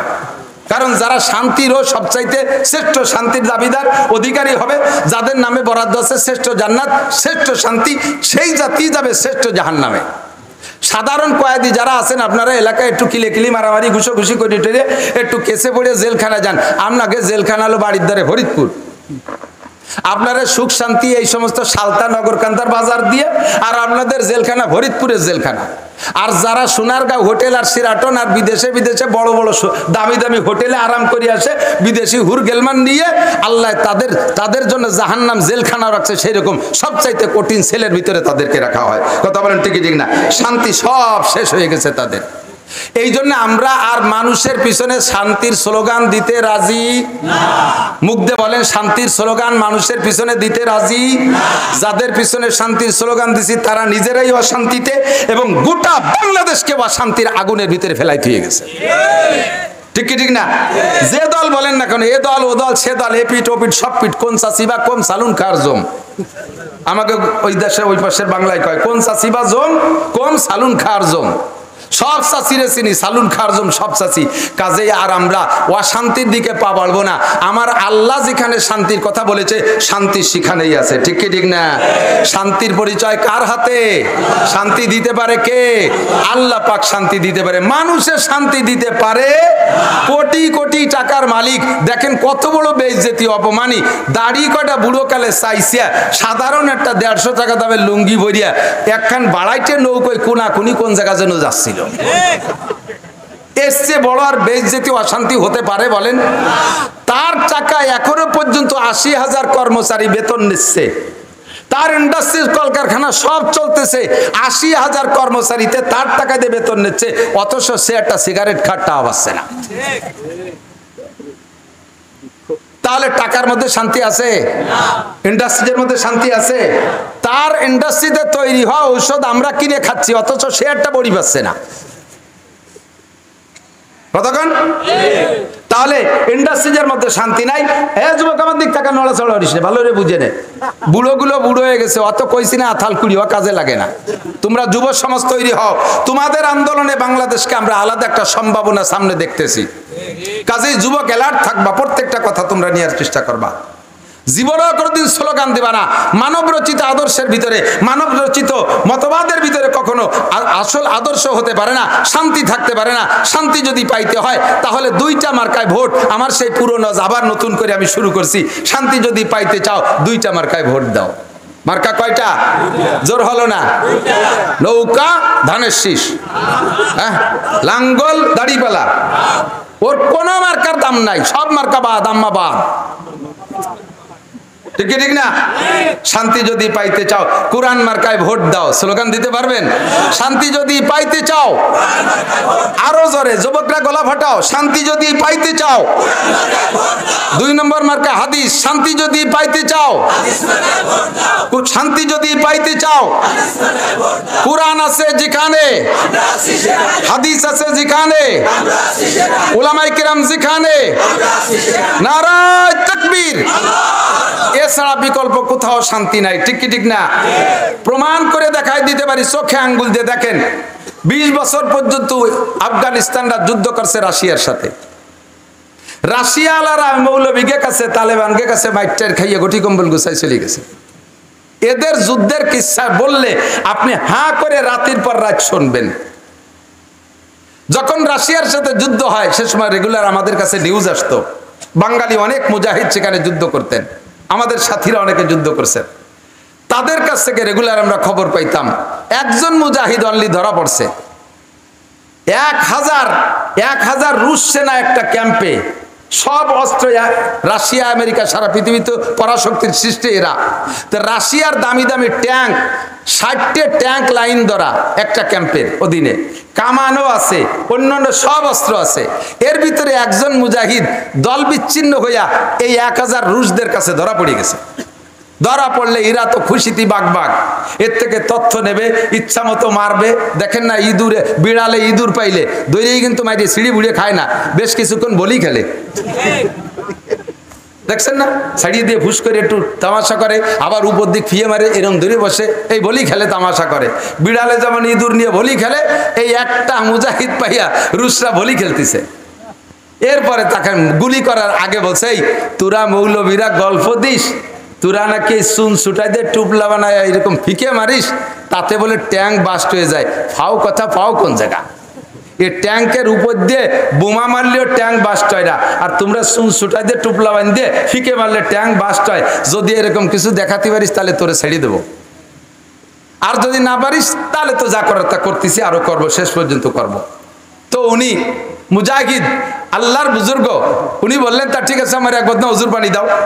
এক বদনা পানি দিয়েছে, অজু বানাইছে, 2 রাকাত নামাজ পড়ার সুযোগ চাইছে, নামাজ পড়ছে, সিজদায় যাইয়া বলছে, আল্লাহ ইন কুতিলতু মিয়াতা মাররা ফালা ফামা উবালি, আমার যদি 100 বার হত্যা করা হয়, আবার 100 বার তুমি জীবিত করে দাও, আবার 100 বার তারা মারে, আমার কিচ্ছু আসে যায় না, আমি এক করে অন্তর থেকে মেনে নেব। ও রব্বুল আলামিন, তোমার কোরআনকে, তোমার ইসলামকে এই কাফের মুশরিকদের সামনে আজকে একটু বলন্দ করে দেখায় দিবা, তোমার কুদরত একটু দেখায় দিবা। আমারে যতবার মানুষ, আমার কোনো দুঃখ নাই, আমার কোনো আক্ষেপ নাই, তোমার কুদরত একবার একটু দেখায় দাও। আল্লাহ পাক রব্বুল আলামিনের কাছে সিজদায় পড়ে কান্নাকাটি কইরা এরপরে উঠিয়া এক মুঠ বালু নেছে, এক মুঠ বালু নিয়ে বিশ্বনবী মুহাম্মদুর রাসূলুল্লাহ সাল্লাল্লাহু আলাইহি সাল্লাম হিজরতের রাত্রে নিশ্চিদ্র পাহারা কাফেররা একজনে হাতের সাথে একজনে হাত ধরে ধরে দাঁড়িয়ে আছে। এই নিশ্চিদ্র বেড়া জালের ভিতর থেকে নবী বেরোয় যাওয়ার সময় যে আয়াতটা পড়েছিলেন, ফাগশাইনাহুম ফাহুম লা ইউবসিরুন ওমা রমাইতা ইজ রমাইতা ওয়ালাকিন্নাল্লাহ রমা, এই আয়াত পড়ে হুজুর এক মুঠ বালুতে ফুক মেরে এরকম ফিকে মারছে, যত কাফের বাড়ির পাশে দাঁড়ানো ছিল সমস্ত কাফের 2 চোখের ভিতরে 2 করে বালু ঢুকে গেছে। ওরা যার যার হাত ছাড়িয়ে দিয়ে এই বালু নিয়ে চোখ ডলাডলি করতেছে, তার ভাগ্যে নবী বেরোয় চলে আসছে। কন্যা সুবহানাল্লাহ। এই আয়াত ওই মুজাহিদ পইড়া বালুর মধ্যে ফু দিয়ে 60টে ট্যাঙ্ক যে লাইনে দাঁড় করা ছিল ওই দিক ফিকে মারছে, প্রত্যেকটা ট্যাঙ্ক যেন নিচে দিয়ে বোমা মারলে যেমন উড়ে যায় ওইভাবে টাস টাস করে বাস্ট হয়ে সমস্ত ট্যাঙ্কগুলো উড়ে চলে গেছে। মারছে কে? আল্লাহ কয় মা রমাইতা ইজ রমাইতা ওয়ালাকিন্নাল্লাহ রমা। আরে আমার বান্দা পাগল, মারছিস তোর হাত দিয়ে, তোর হাতে কোনো ক্ষমতা নাই, তোর হাতের মধ্যে আমি আল্লাহ তাআলা আমার আসমানি বুলডোজার ক্ষমতা আমি ঢুকাই দিয়েছি, আমার আসমানি অ্যাটমিক শক্তি ঢুকাই দিয়েছি, আমি আমার অ্যাটমিক শক্তি দিয়ে তোর এই ট্যাঙ্কগুলোকে উড়িয়ে দিয়েছি। সঙ্গে সঙ্গে 60টে ট্যাঙ্ক উড়ে চলে গেছে। পিছনে দিক ফিরে দেখে এই রুশ সেনায় 1000, ওরা তো বেশিরভাগই ল্যাংটা বা আদা ল্যাংটা থাকে, ও প্যান্ট পরারও সময় পাই নেই, ওর সাথে আর কথাবার্তা না বলে পিছন দিয়ে দৌড়ে সারিয়ে ওরে আল্লাহ এক মুঠ মারছে, 60টে ট্যাঙ্ক উড়িয়ে গেছে। ফিরে মুঠ যদি আমাদের মারি দেয় তাহলে আমরাও সাথে সাথে শেষ হয়ে যাব। ক্যাম্প ফেলাই দিয়ে সারিয়ে পকেটে ছিল আফগানি পতাকা, ওদের রাইফেলের মাথায় সেই পতাকা উড়াই দিয়ে সেইটুকে সে জয় করে এনেছে, দখল করে তার হাতে সেটুক স্বাধীন হয়ে গেছে। বললেন না সুবহানাল্লাহ। 20 বছর এমন করে বহু ঘটনা আমার জানা আছে। এই ঘটনা ঘটাইয়া রাশিয়ানদেরকে তাড় করে দিয়েছে। এরপরে 39 দেশ মিলে ন্যাটো বাহিনী, 40টা, তার ভিতরে পশ্চিমা সব, আমাদের মুসলিমদের ভিতরে তুরস্ক আছে নেটোর ভিতরে, এই মধ্যপ্রাচ্যের ভিতরে শক্তিশালী নিজ হাতে অস্ত্র তৈরি করতে পারে যারা, তার ভিতরে অন্যতম হলো তুরস্ক। এই তুরস্ক সেই নেটোর সাথে আছে, আমেরিকা আছে, ফ্রান্স আছে, ইটালি আছে, অস্ট্রেলিয়া আছে, এভাবে সব আছে। এই সব পরাশক্তিগুলো মিলে 40টা দেশ মিলে ন্যাটো, এই ন্যাটো বাহিনীর সাথে আফগানি মুল্লারা স্রেফ ক্লাসিনকোভ, চায়না পাকিস্তানি ক্লাসিনকোভ রাইফেল, এটুক রাইফেল, ওই দিয়ে গুলি করিয়া তাদের বিমান, তাদের হেলিকপ্টার, তাদের ট্যাঙ্ক, তাদের সমস্ত অস্ত্রকে একেবারে একেবারে ধুলাই উড়াই দিয়া তাদেরকে ওইভাবে বিদায় দেশে গলায় জুতোর মালা দিয়া এই মোল্লারা এখন মোল্লাদের হাতে মাত্র 2 বছর, মাত্র 2টা জিনিস তাদের হাতে, 2টা মার্কায় তারা ভোট দেশে। 1 নম্বরে কোরআন মার্কা, 2 নম্বরে হাদিস মার্কা। মেয়েরা বেপর্দা করবে না, পুরুষটা বেনামাজি থাকবে না, অফিসে নামাজ হতে হবে, কলেজে নামাজ হতে হবে, হাই স্কুলে নামাজ হতে হবে, কোনো মুসলমান বেনামাজি থাকবে না, বেপর্দায় কোনো পার্কে বসে বসে তসবিহ টিপাটিপি করতে পারবে না, সুদ চলবে না, ঘুষ চলবে না, আকাম চলবে না, সব কিছু বন্ধ করে দিয়েছে। মাত্র 2 বছরে আল্লাহ তাআলা তাদের কি বরকত দেখাইছেন। আমেরিকান ডলারের চাইতে আফগানি মুদ্রার দাম বেশি হয়ে গেছে। সুবহানাল্লাহ। আমার পরাণ ভরে নাই, আল্লাহর বর্ষা নাকি জানি না, বলেন জোরে বলেন। কর্নেওয়ালা কে? এই বাগানে ডালিম গাছ, এই 2 বছরের আগে বাগানে ডালিম গাছ ছিল, সেই ডালিম গাছই রয়ে গেছে। আনারের গাছের কথায় কথায় লাগানো যায় না। সেই আফগানিদের ক্ষেতের ভিতরে 2 বছর আগে আজ দীর্ঘদিন পর্যন্ত যে বাগান ছিল, ওই বাগানের ডালিমের সাইজ ছিল 4টে ডালিমে 1 কেজি হইতো, 4টে ডালিমে 1 কেজি হতো।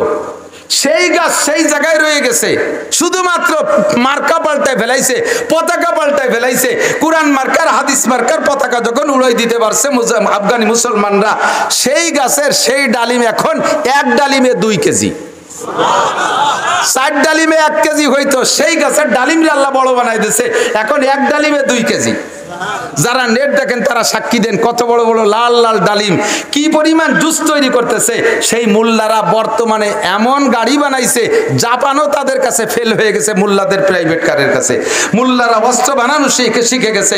আল্লাহ তাআলা তাদেরকে এমন বরকত দিয়েছেন, যেই বরকত সারাটা দুনিয়ার মানুষ দেখতেছে। আল্লাহ পাক রব্বুল আলামিন বলেন, হে দুনিয়ার মানুষ শান্তি চাও, নগরকান্দালারা শান্তি চাও, কাজিয়াডাঙ্গা থাকবে না, খুনোখুনি থাকবে না, মারামারি থাকবে না, কেস কাচারি থাকবে না, মালি মামলা থাকবে না, আরামসে ঘরের মধ্যে ঘুমাইবা, দেশের দরজা খুলে দিয়ে ঘরের দরজা খুলে দিয়ে ঘুমাবা, রাতের বেলা চোর ডাকাত আসবে না। আল্লাহ পাক ওয়াদা করেছেন, লা ফাতাহনা আলাইহিম বারাকাতিম মিনাস সামাই ওয়াল আরদ, আসমান থেকে রহমত, জমিন থেকে বরকত। আসমান থেকে রহমত, একটু বলেন আসমান থেকে রহমত, জমিন থেকে বরকত দেনেওয়ালা কে? আল্লাহ ওয়াদা করেছেন, লা ফাতাহনা, লামে তাকিদ, অবশ্যই আমি খুলে দেব। আসমানের থেকে রহমতের দরজা, জমিন থেকে বরকতের দরজা আমি খুলে দেব। লা ফাতাহনা আলাইহিম বারাকাতিম মিনাস সামাই ওয়াল আরদ। শর্ত হলো ওয়ালাউ আন্না আহলাল কুরআ আমানু ওয়াত্তাকাও, যদি দেশবাসী ইমানদার হইয়া যাও আর আল্লাহর উপরে গভীর ভয় স্থাপন করতে পারো, আল্লাহর উপরে বিশ্বাস, আল্লাহর উপরে ভয়। এ আমার যুবক অন্তর থেকে সাক্ষী দাও, আল্লাহ আছে না নাই? জোরে বলেন আছে। প্রমাণ তার আর কি চান? আর বেশি প্রমাণ লাগবে না। আল্লাহু আকবার। ইতামাশা গাহে আলম রয়ে তুস, ইতামাশা গাহে আলম রয়ে তুস, তুকু যাবারে তামাশা মি রবি। আরে দুনিয়াটা সবই তামাশা। আবার তামাশা দেখতে টেলিভিশনে যাওয়া লাগে নাকি? তামাশা দেখতে সিনেমায় যাওয়া লাগে? জগৎটাই তামাশা। কথা কন না কে?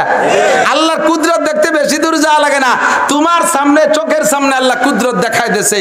বিগত সরকারের হাতে সরকারি পাওয়ার, বুঝেন? আমলিগ বিএনপি এক সাইডে সকলকে শিক্ষা দেওয়ার জন্য বলছে, কথা মনে রাখবেন। ফাতাবিরু ইয়া উলিল আবসার, আল্লাহ পাকের স্বভাব। বড় বড় কাফেরদের একটা কিসসা কোরআন শরীফের মধ্যে বইলে, ফিরাউনরে এভাবে ধ্বংস করছি বইলে লাস্টে কয় ফাতাবিরু ইয়া উলিল আবসার, এ দুনিয়ার জ্ঞানী গুণী বুদ্ধিজীবী যারা আছো, ওখান থেকে তোমরা শিক্ষা গ্রহণ করো। দোয়া পড়ি, কারেন্ট চলে যার দোয়া, ইন্না লিল্লাহি ওয়া ইন্না ইলাইহি রাজিউন।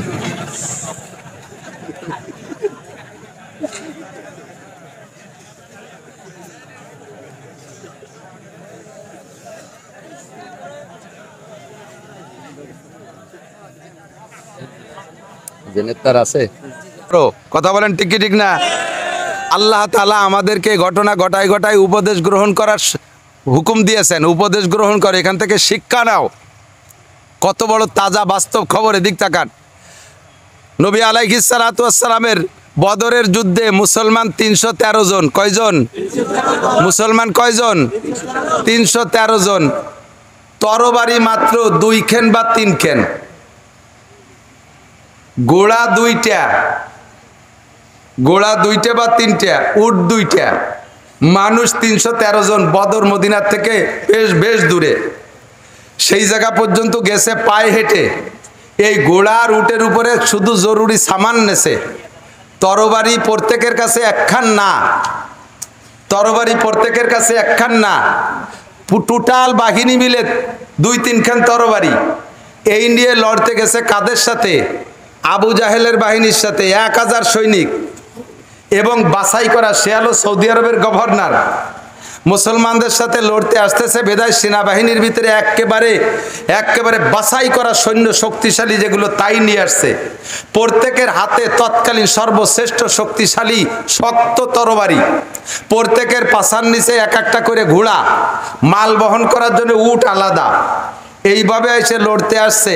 বেশিক্ষণ টিকতে পারে নাই, 2-5 দিন 10 দিনও না, মাত্র একদিনের কিছুক্ষণ টাইমের ভিতরে 313 জন মুসলমানের 3 খান তরবারির সামনে তারা ধরাশায়ী হইয়া একেবারে 70 জন জায়গায় জাহান্নামী, 70 জন অ্যারেস্ট হয়ে গেছে, বাকিরা পলায় চলে গেছে, সমস্ত মাল ফেলায় দিয়ে গেছে, পরনের কাপড়টা পর্যন্ত পরে যেতে পারে নাই।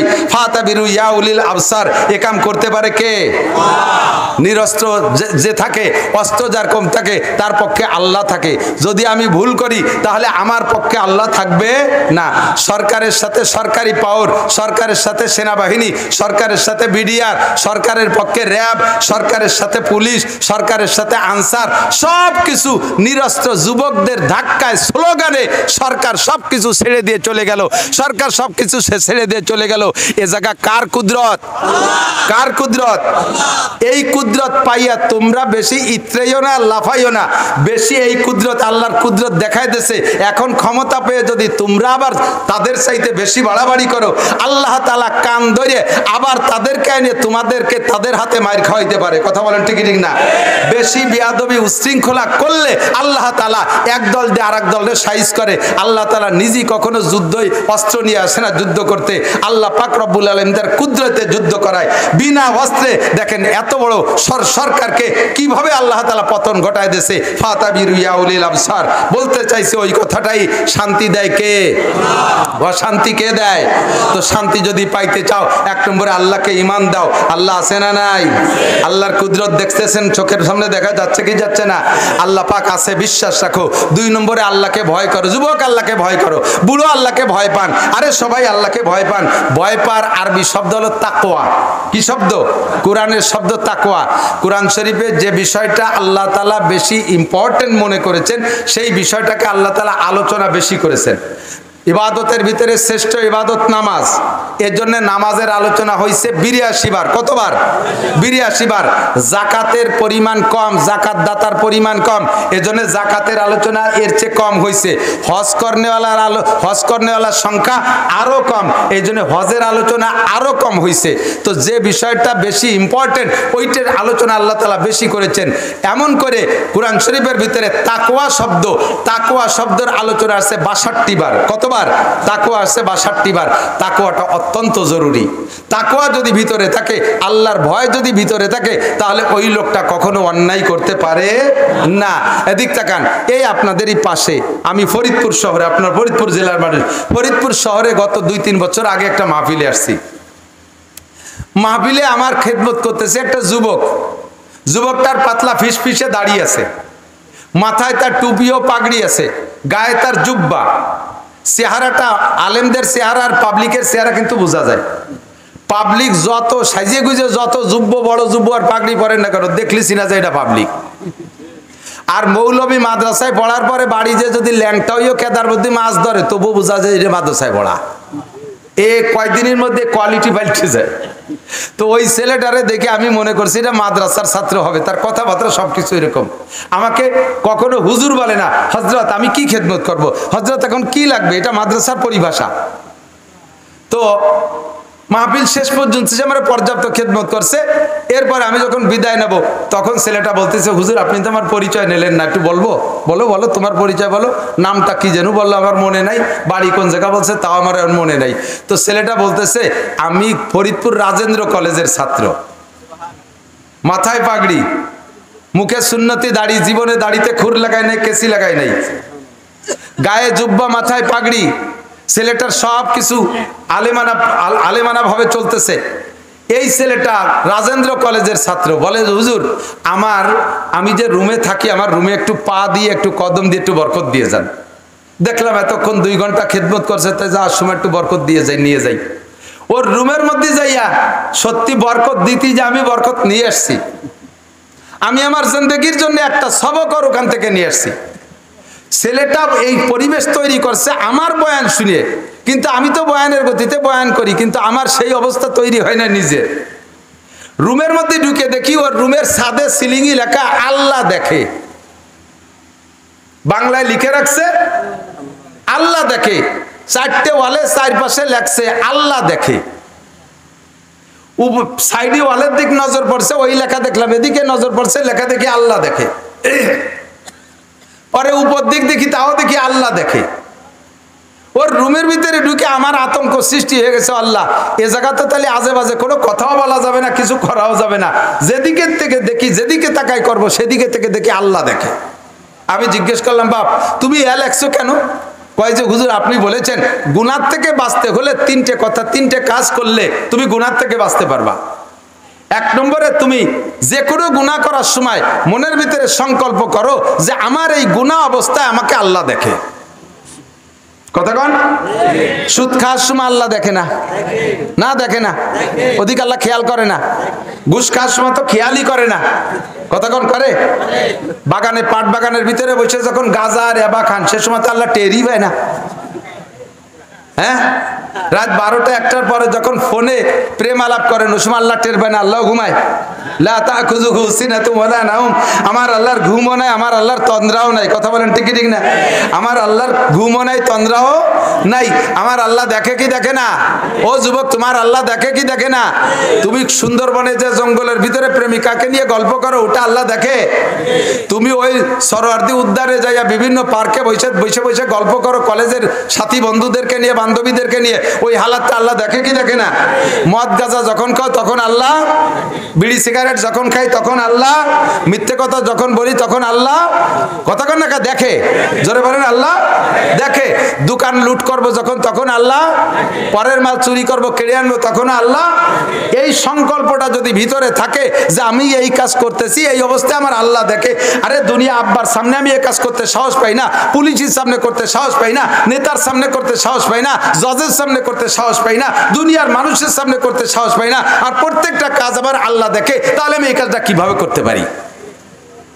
এই সংকল্পটা যদি ভিতরে আসে, গুনাহ থেকে ফিরবেন। ছেলেটা বলে, হুজুর আপনি যেদিন বলছেন যে এই সংকল্প, তারপরে দেখলাম যে একা একা সংকল্প আসে না। আমি একা রুমের মধ্যে থাকি, একা রুমের ভিতরে একটা যুবক ছেলে থাকলে নানান রঙের অন্যায় করা যায়, বিভিন্ন প্রকারের গুনাহ সে একা একা বসে করতে পারে।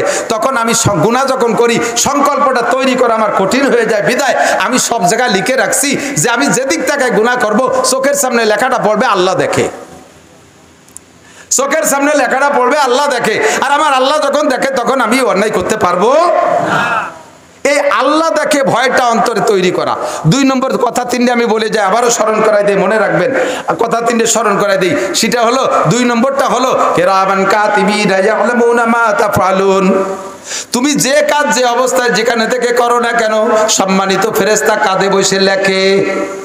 কথা কন? কোরআনের কথা সত্য না মিথ্যা?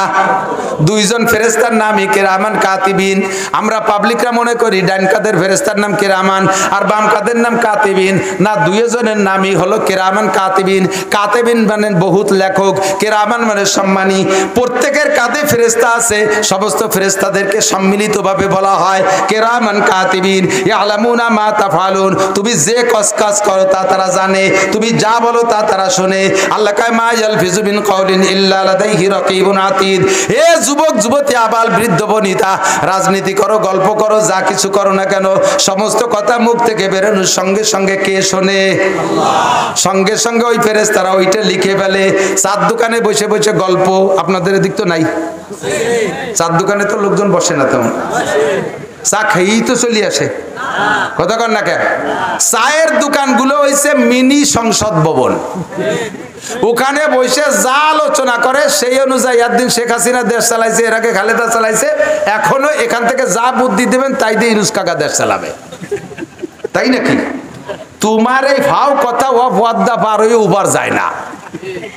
ঘন্টার পর ঘন্টা যত ভাও কথা, আজে বাজে কথা, সাথে সাথে কইতে কইতে কইতে কইতে গিবাত শিকায়তের মধ্যে চলে যায়। আছে না? গিবত, আরে মিয়া টের পাচ্ছেন না, শুনতে শুনতে কান তেলছা হয়ে গেছে বলে লক্ষ্য করে শুনতেছেন না। আবার একটু মন থেকে একটু শোনেন গিবত সম্পর্কে। গিবত হলো, গিবত কাকে বলে? আমি মৌলানা নাসির একটা অন্যায় করেছি, এই অন্যায়টা আপনি জানেন, তেমন আর কেউ জানে না, বা দুই একজন জানে। যেই দুই একজন জানেন, ওই দুই একজন না জানা মানুষের ভিতরে আমার এই দোষটাই আলোচনা করার নাম হলো গিবত। আপনি আরেকজনের কাছে বলবেন আমারে খাটো করার জন্য, ব্যঙ্গ করার জন্য, আমার সমাজে তিরস্কৃত করার জন্য আরেকজনের কাছে বলবেন, এর নামই গিবত। আর আমি করি নাই এমন কিছু আমার নামে তৈরি করে বলার নাম হলো অপবাদ। আর অপবাদ যা গিবতের চাইতে মারাত্মক। আর গিবতটা কতটুকু অপরাধ? গিবত হলো আপনি যদি গিবত করেন, আর গিবত আসাদ্দু মিনাজ জিনা। প্রথম কথা হলো, আরে এমন সময় বিটিকে শোনার দরকার ছিল রে, ইন্না লিল্লাহি ওয়া ইন্না ইলাইহি রাজিউন। কারণ এই কাজে বিটিরা বড় মাহের, বিটিরা গিবতের আল্লামাতুল গিবত। আর চার দোকানের মুরব্বীরাও এই গিবতের আল্লামা। বসে বসে দুনিয়ার ভাও কথা কইতে কইতে কইতে কইতে গিবত তো কয়, লাস্টে অপবাদও করে। কতক্ষণ নামাজ পড়ে, মসজিদে নামাজ পড়ে, নামাজ পড়ে ডাইরেক্ট এদিক ওদিক যায় না, চার দোকানে আগে যাবে, সারা রাত যা গুছাইছে তাই একটু সাপ্লাই দেওয়ার জন্য। সময়ের হিসাব আল্লাহর কাছে দেওয়া লাগবে কি লাগবে না? এই জায়গা যা বলছেন ওরা ফেরেশতারা লেখে কি লেখে না? মা ইয়ালফিজু মিন কাউল। একটু ভয় পান, একটু ভয় পান। এবার আমি বলি এদিক তাকান। আরেকটা হলো, ভাই গিবত যদি হয়, খেয়াল করতেছেন আমি কি অপরিজনীয় কথা বলতেছি? সবচেয়ে বড় ইবাদত হলো গুনাহ ছেড়ে দেওয়া। সবচেয়ে বড় ইবাদত কি? গুনাহ ছাড়ার মতো আর বড় ইবাদত নাই। নামাজের চাইতেও দামি গুনাহ ছেড়ে দেওয়া। নামাজ পড়া সহজ, কিন্তু গুনাহ ছাড়া বড় কঠিন। এই গুনার আলোচনাটা একটু করি। সবচেয়ে বড় মারাত্মক, হাতে ধরে নিজে ইচ্ছাকৃতভাবে লস করতেছি। যেমন কিছুদিন আগে মাওলানা হাবিবুল্লাহ মাহমুদ কাসেমি একটা পোস্ট দিয়েছিল ফেসবুকে, খুব দারুণ একটা কথা। কয় জাগায় বসিয়া আমরা মুসলমানরা প্রত্যেকে ইসরায়েলের নামে আমরা মুসলমানরা, আমরা বাংলাদেশি, সারা পৃথিবী যারা বিকাশ ব্যবহার করি, কি করি? বিকাশ ব্যবহার করি। আমরা প্রত্যেকে ইসরায়েলের নেতানিয়াহুর নামে, ইসরায়েলের ইহুদিদের নামে আমরা রেগুলার টাকা বিকাশ করতেছি। অথচ ইসরায়েলিরা আমাদের শত্রু, তাদের ধ্বংস কামনা করি, তাদের নামে আমরা নিয়মিত টাকা পাঠাইতেছি বিকাশের মাধ্যমে। কোনভাবে পাঠাচ্ছে জানি না। কারণ উনি বুঝাই দিলেন, কয় যে বিকাশ যত আছে না, বিকাশে লেনদেন, এই বিকাশে টাকা পাঠানোর ভিতর দিয়ে 1020 টাকা কাটিয়ে নেয় না? এই 20 টাকার একটা অংশ টাকা ইসরায়েলের ফান্ডে জমা হয়। এই বিকাশের পরিচালক হলো ইসরায়েলিরা, এর আবিষ্কারক তারা। একটা ইনকাম এই 20 টাকা থেকে 1% সে জায়গায় চলে যায়। আপনার ইচ্ছায় অনিচ্ছায় যত টাকা বিকাশে লেনদেন করবেন, ওর থেকে 1% সে জায়গায় চলে যাচ্ছে। কাজেই আমরা বিকাশে লেনদেন করি মানে আমরা অনায়াসে বিকাশে ইসরায়েলির নামে টাকা পাঠিয়ে দিচ্ছি। সেম আমরা যখন বসে খোঁজ গল্প করি, তখন নিরিবিলি অনায়াসে হাসি আনন্দের ভিতর দিয়া, মজার ভিতর দিয়ে আমার আমল নামার বস্তা থেকে এক গাদি নেকি যেই লোকটা সম্পর্কে গীবত করতেছি তার নামে আমি অনায়াসে গোপনে পাঠিয়ে দিচ্ছি। পরিষ্কার হাদিসে আসছে, আপনি যার গীবত করবেন, ওর যে বিষয়টা আপনি আলোচনা করতেছেন, ধরেন একটা লোক জিনা করছে, এটা আপনি জানেন, ওইটা নিয়ে আপনি আলোচনা করতেছেন। ওই লোকটা জিনা করে যে গুনাহ কামাই করছিল, ওই জিনার গুনাহটা আপনার আমলনামায় চলে আসবে। আর সেই সময় আপনি যে ভালো নেকের কাজ করছিলেন, বা আপনার নামাজ কালামের মধ্যে ভালো ইবাদত যেটা, ওখান থেকে বেশ কিছু নেকি তার সেই জায়গায় যে শূন্য স্থান পূর্ণ হয়ে যাবে। কথা কি বুঝতে পারছেন নাকি? কথা বুঝতে পারছেন?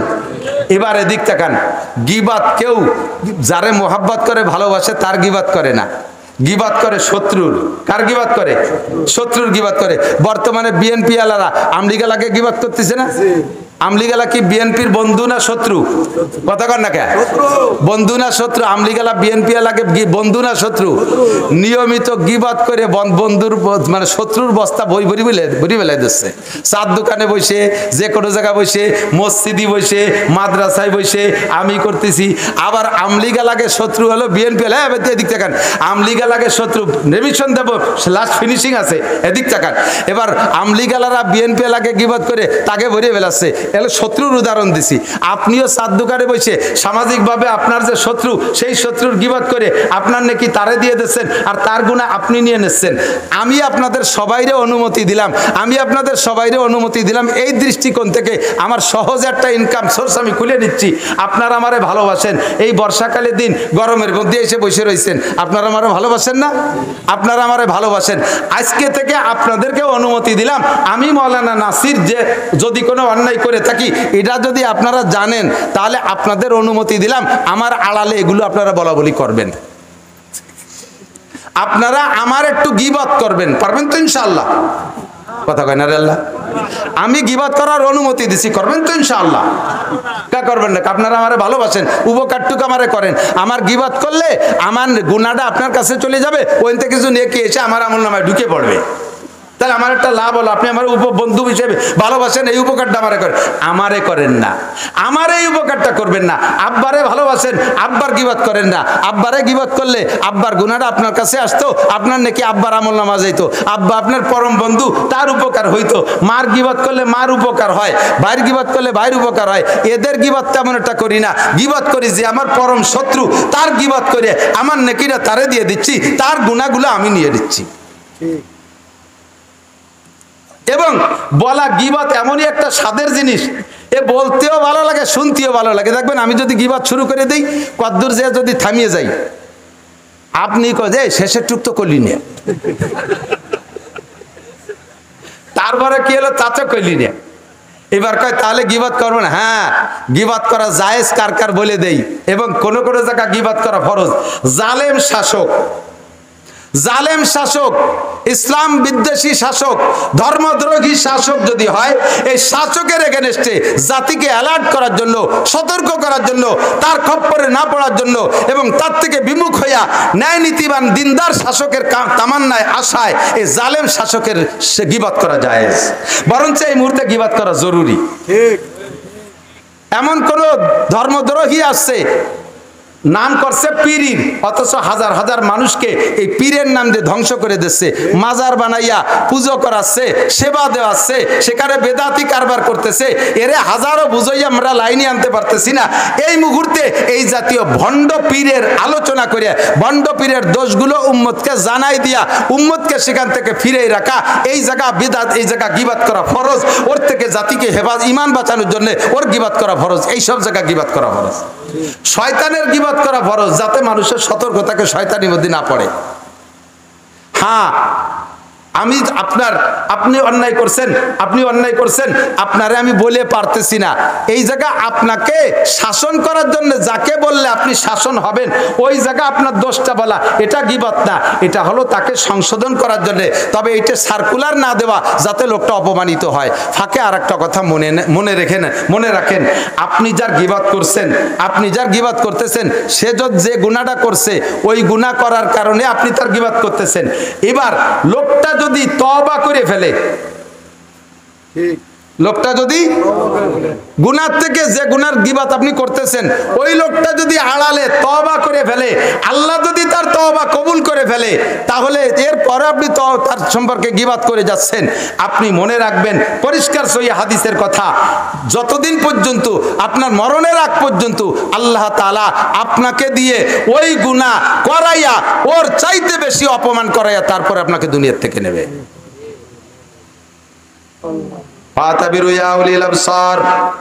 সাবধান, সতর্ক দোস্ত, সময়টা নষ্ট করে ফেলতেছি ঘন্টার পর ঘন্টা। আল্লাহর ভয় যদি অন্তরে থাকতো, তাহলে আমি সময় অপচয় করতাম না, আমি নামাজ ছাড়তে পারতাম না, রোজা ছাড়তে পারতাম না। আল্লাহর ভয় অন্তরে নাই বিদায় দাড়ি কাটি, আল্লাহর ভয় অন্তরে নাই বিদায় আমি সুদ খাই, আল্লাহর ভয় অন্তরে নাই বিদায় আমি ঘুষ খাই, আল্লাহর ভয় অন্তরে নাই বিদায় আমি পরের মাথায় বাড়ি মারি, আমি পরের মাল ডাকাতি করে ছিনতাই করে নিয়ে আসি, পরের দোকান পাট লুটে পুটে নিয়ে আসি, পরের ক্ষেতের ফসল নিয়ে আসি, জায়গা জমি জমি দখল করি, জিনা করি, ব্যভিচার করি, সব কিছুর মূলে হলো একমাত্র মূল হলো তাকওয়া না থাকা, খোদার ভয় অন্তরে না থাকা। আল্লাহ পাক রব্বুল আলামিন বলেন, দুনিয়ায় যদি শান্তি পাইতে চাও মার্কা দুইটা বেছে নাও। 1 নম্বরে কোরআন মার্কায় ভোট দাও, 2 নম্বরে হাদিস মার্কায় ভোট দাও। মূল নীতি দুইটা, 1 নম্বরে আল্লাহকে বিশ্বাস করো, 2 নম্বরে আল্লাহকে ভয় করো। আল্লাহকে লাফাতাহনা আলাইহিম বারাকাতিম মিনাস সামাই ওয়াল আরদ, আসমান আর জমিন থেকে শান্তি আর রহমত আর বরকতের সব দরজা তোমাদের জন্য খুলে দেব। হাজার হাজার প্রমাণ।